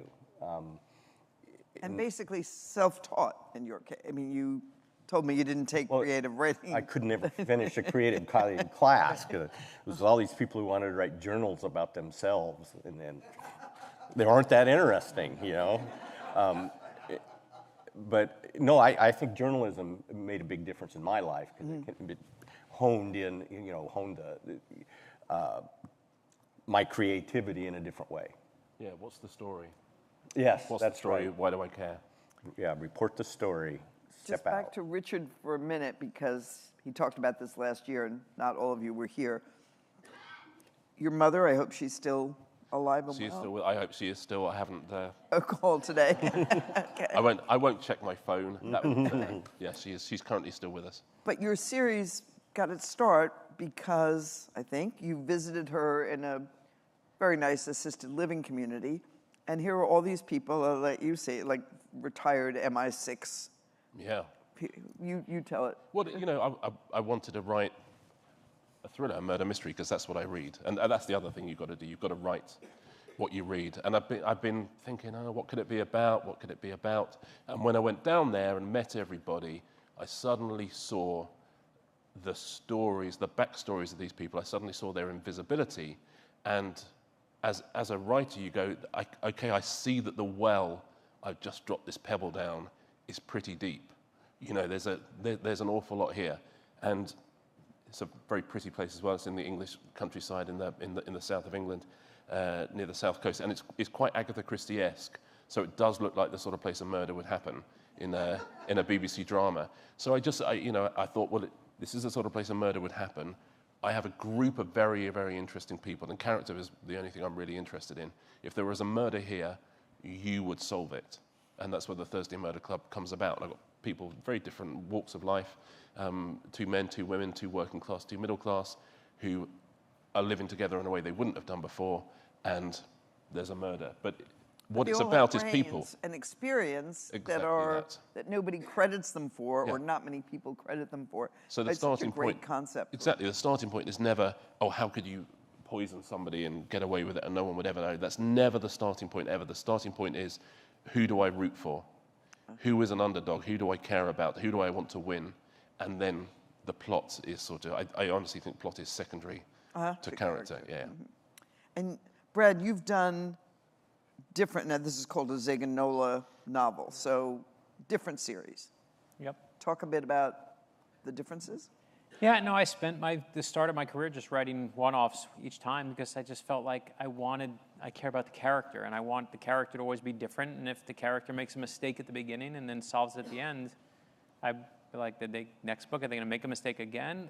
And so 9 books in a row, I started doing that. But then I said, my first book, I remember doing it from third-person perspective, and I did that. In the second book, I was like, can I do 2 perspectives? Let me try that. By the third book, I was like, can I do a first-person perspective where you're saying, I'm afraid of this, I'm afraid of that, and a third-person perspective. I remember the editor said, you can't do that. And I was like, why? Whose rule? Like, who's they? Who said they can't, And I tried it. And I realized over time that I just like not doing what I've done before. That is fun to me. To me, the struggle matters. If you say, you can do this again, I'm less interested. If you say you can't do this, I'm like, oh, baby, give me that. and then I just said, I've never done a series. And I did a series. And the truth is, my first series that I did, I love, but I didn't build the characters long enough to last beyond 3 books. I knew the first 3, but the problems didn't make sense. There wasn't enough to explore after that. And then I started this new series, and I found these characters that are, Zig is a character who believes that if you're a good person, you make the world, and you're kind to other people, you make the world a better place. It's a beautiful idea, completely naive idea, but an idea worth fighting for. And Nola is this character that believes that's nonsense. If you want the world to make sense, grab it by the throat and force it to make sense. And that's an idea worth fighting for. And I used to think for a while, I'm just trying to figure out which version of myself. I'm Zig, I want to be a nice person. I'm Nola, I do believe in fighting when you see injustice, but which version of me is right? And it took me, The Viper was the first book I finally realized, it took 1,500 pages to realize that you don't have to choose. We are all Zig. You are all kind, nice people in moments of your life. You are also all Nola. If you see someone getting picked on, you get pissed off and you want to fight back. And I think it's me just trying to accept the various parts of who I am, and that character side is what drives all of it. Very important to know. Talk now, if you go down the line, who are some of your adult literary influences? My favorite author stylist is Thomas McGuane. Been a fan of his since I was in high school. Read every single book. I'm in the process now of reading every one of his short stories and one after that, because he's a magician with language, and he also writes about the Rocky Mountain West a lot, as well as fishing and horses and all the things I'm interested in. Got a chance to meet him a few years ago, which my wife said she's never seen me be so terrified, to meet your hero. And we got along extremely well, and I'm very excited about that. But he's probably my favorite, but Cormac McCarthy, another one. Joseph Heller, Catch-22. I try to read widely, not just in the genre that I write in, because I learn things all the time by reading outside, and a lot of nonfiction as well. Well, my husband has a man crush on McGuane, who's a good friend of ours, and he's in the Cutting Horse Hall of Fame. He's in the whatever Writers Hall of Fame. He's 84 years old. He still writes stories for the New Yorker. He's got a brand new book of short stories, A Wooded Shore. So that's a really fine choice.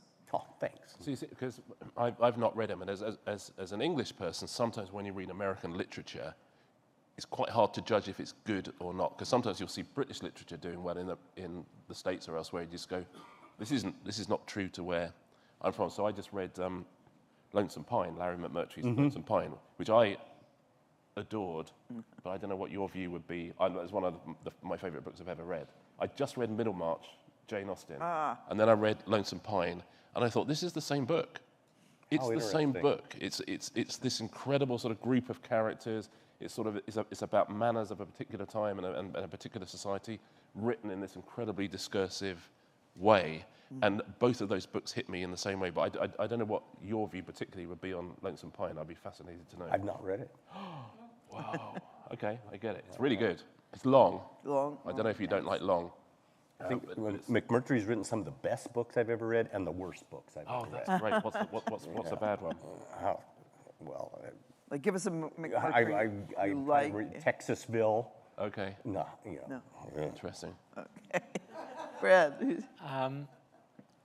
I like, I think my favorite writer is Alan Moore, who's a graphic novelist, wrote Watchmen. I think his stuff is breathtaking, but I love Barbara Kingsolver. I read Demon Copperhead, and I was jealous of every page.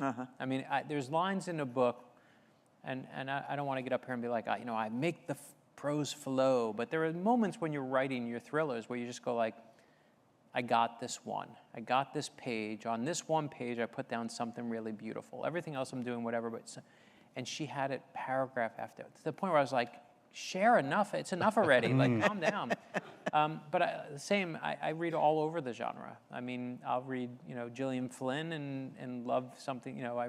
But I interestingly I tend not to read, except for those authors I've just mentioned, I tend not to read the same author over and over, at least in thrillers. It's interesting to me, because to me, in a thriller, once I figure out what they're doing, I want another one. I want another new one. And so even though our goal up here is to say, read all of our books, I oddly read one and go, I got it, and then I move on. And there's a couple that are like rise to the level where I'm like, I got to read all of them.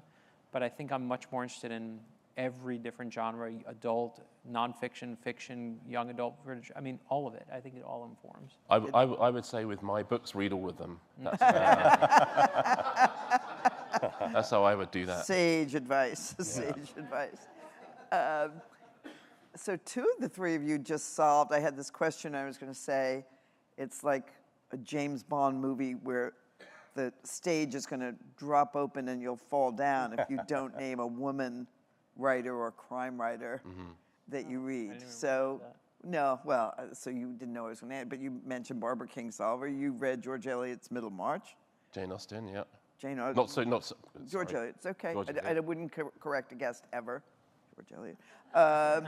English lit major. So, any women crime writers? I'm a big fan of Denise Mina. Oh, psychological thrillers. Yeah. She's got a great voice and a great style. Nice. Yeah, I mean, crime writing is one of the places, funnily enough, literature is the place where women were able to do something long before they could in virtually any other area. You go back and try and find female composers or artists, they're being rediscovered now, but at the time, whereas literature, there were, I mean, lots of, like George Eliot had to write under a pen name, but they were there. But yeah, obviously everyone loves Agatha Christie. I slightly prefer Dorothy L. Sayers. There's something slightly more about my Britain in a Dorothy L. Sayers book, and Josephine Tey. These incredible golden age of crime novelists, and it's one of those areas where it feels like crime fiction is the most kind of gender neutral of any area. Good point. Absolutely right. You're right. Absolutely right. Yep. Yeah, no, I mean, I didn't. Now, of course, I was going. I'm like, I think almost all the writers I named are women. I didn't even think of it. I mean, yeah, but I think Gillian Flynn, Emily St. Germain. I'm missing the letter in there. I love her stuff. Who wrote Station 11? That blew me away. You're in. You starred with Gillian Flynn. Doesn't get better than that. Yeah, I think she's a killer. She is a killer. Doesn't write fast enough or often enough. I'm waiting. I'm always amazed by people who take a long time between books. I take a long time. I'm 4 years is my last thriller. But can I ask you a question? Please. What are you doing in the meantime? That's a good question. For me, if I'm a smart person, I should write a book a year. My publisher will tell me over and over, get people to write a book a year. They'll come out in September and February, and people get used to it. The truth is, I've never been a book a year person. I've always just been slow. And then I had kids, and I wanted to do kids' books. And then I was like, I want to do history books. So I just write other stuff. That's writing, though. But that is writing. But I will say, I'll say it this way. One of the most famous writers on the whole planet right now came up to me 10 years ago and said, he has a famous character. He said, if I have to write this character again, I want to put a gun in my mouth. Oh. And I said to myself, I never want your life. Yeah. Right? Yeah. Like, he is one of the most successful. I will never be as successful, but I never want to hate what I love so much. And I just know, for me, when I go away from writing the thrillers, I'm charged up to write the next one. And I always want that. I think the singular most important thing in a book is, does the writer love what they're doing? Yeah. And the reason you love that first book you read of that author is because the writer was writing didn't know what it was like, wasn't getting paid. We just were like, we had to tell this first story. And it just was like, and then the second book you write, you know what it's like to be looked at, and you're like, uh-oh. But to me, I want to always feel like I'm going to sit down and I need to tell the story, and going away from it charges me up again. Interesting. But in between, I mean, there's a children's book. Yeah, there's a bunch of other books, but I can't. Yeah, I'm not that fast. But you get some authors who all they do is, and they've got 6 years. Mm-hmm. Think, what are you up to? Yeah, I always wondered that too. Yeah, I just go to work every day. Yeah, I'm just like everybody else. And so talk your process a little bit. People like that. I always start with the concept or the theme or the controversy. Usually, a lot of them are outdoor based, or ethics based, or tech based.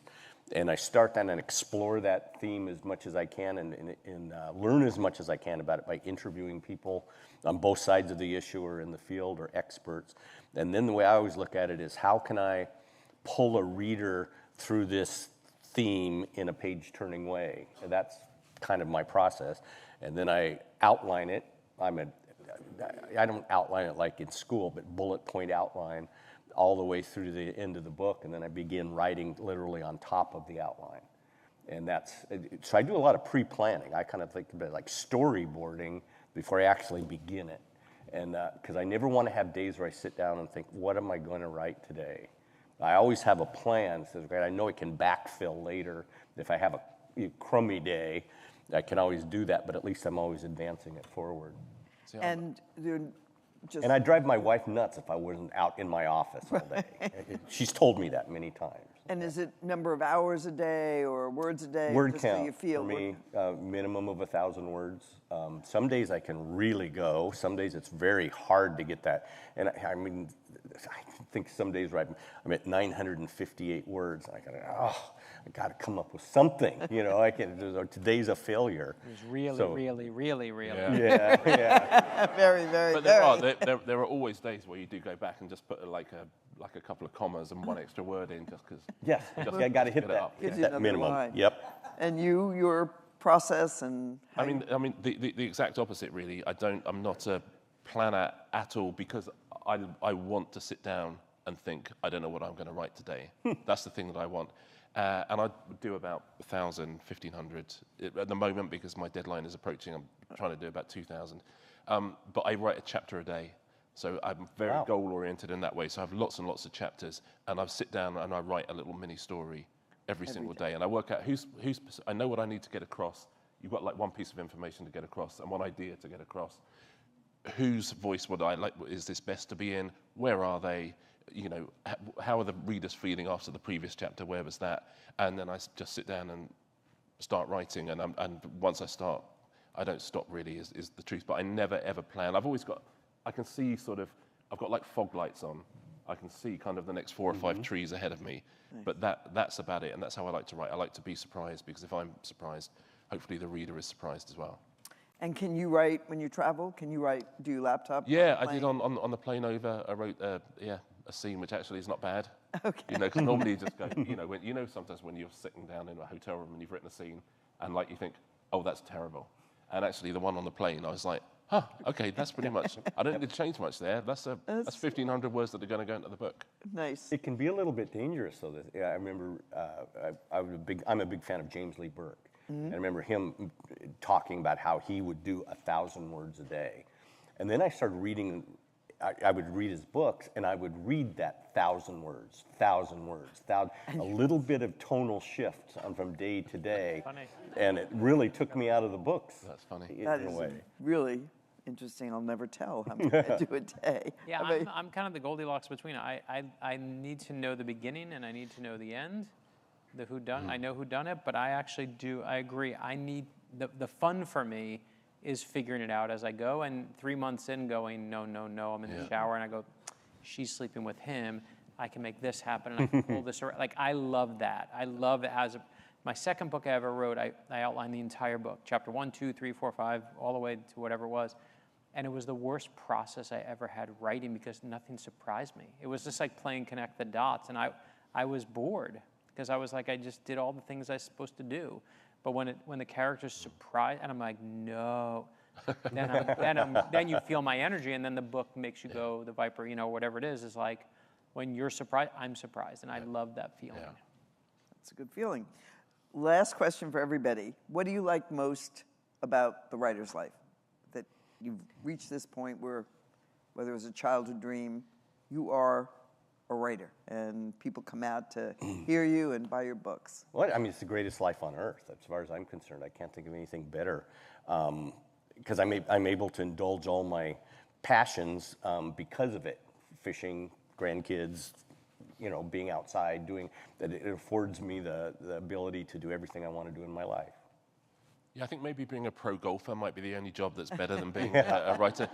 For me, it's readers. That's what it's when you're writing, you're not alone. You're never alone because you know you're writing for readers, and that I love. Nice.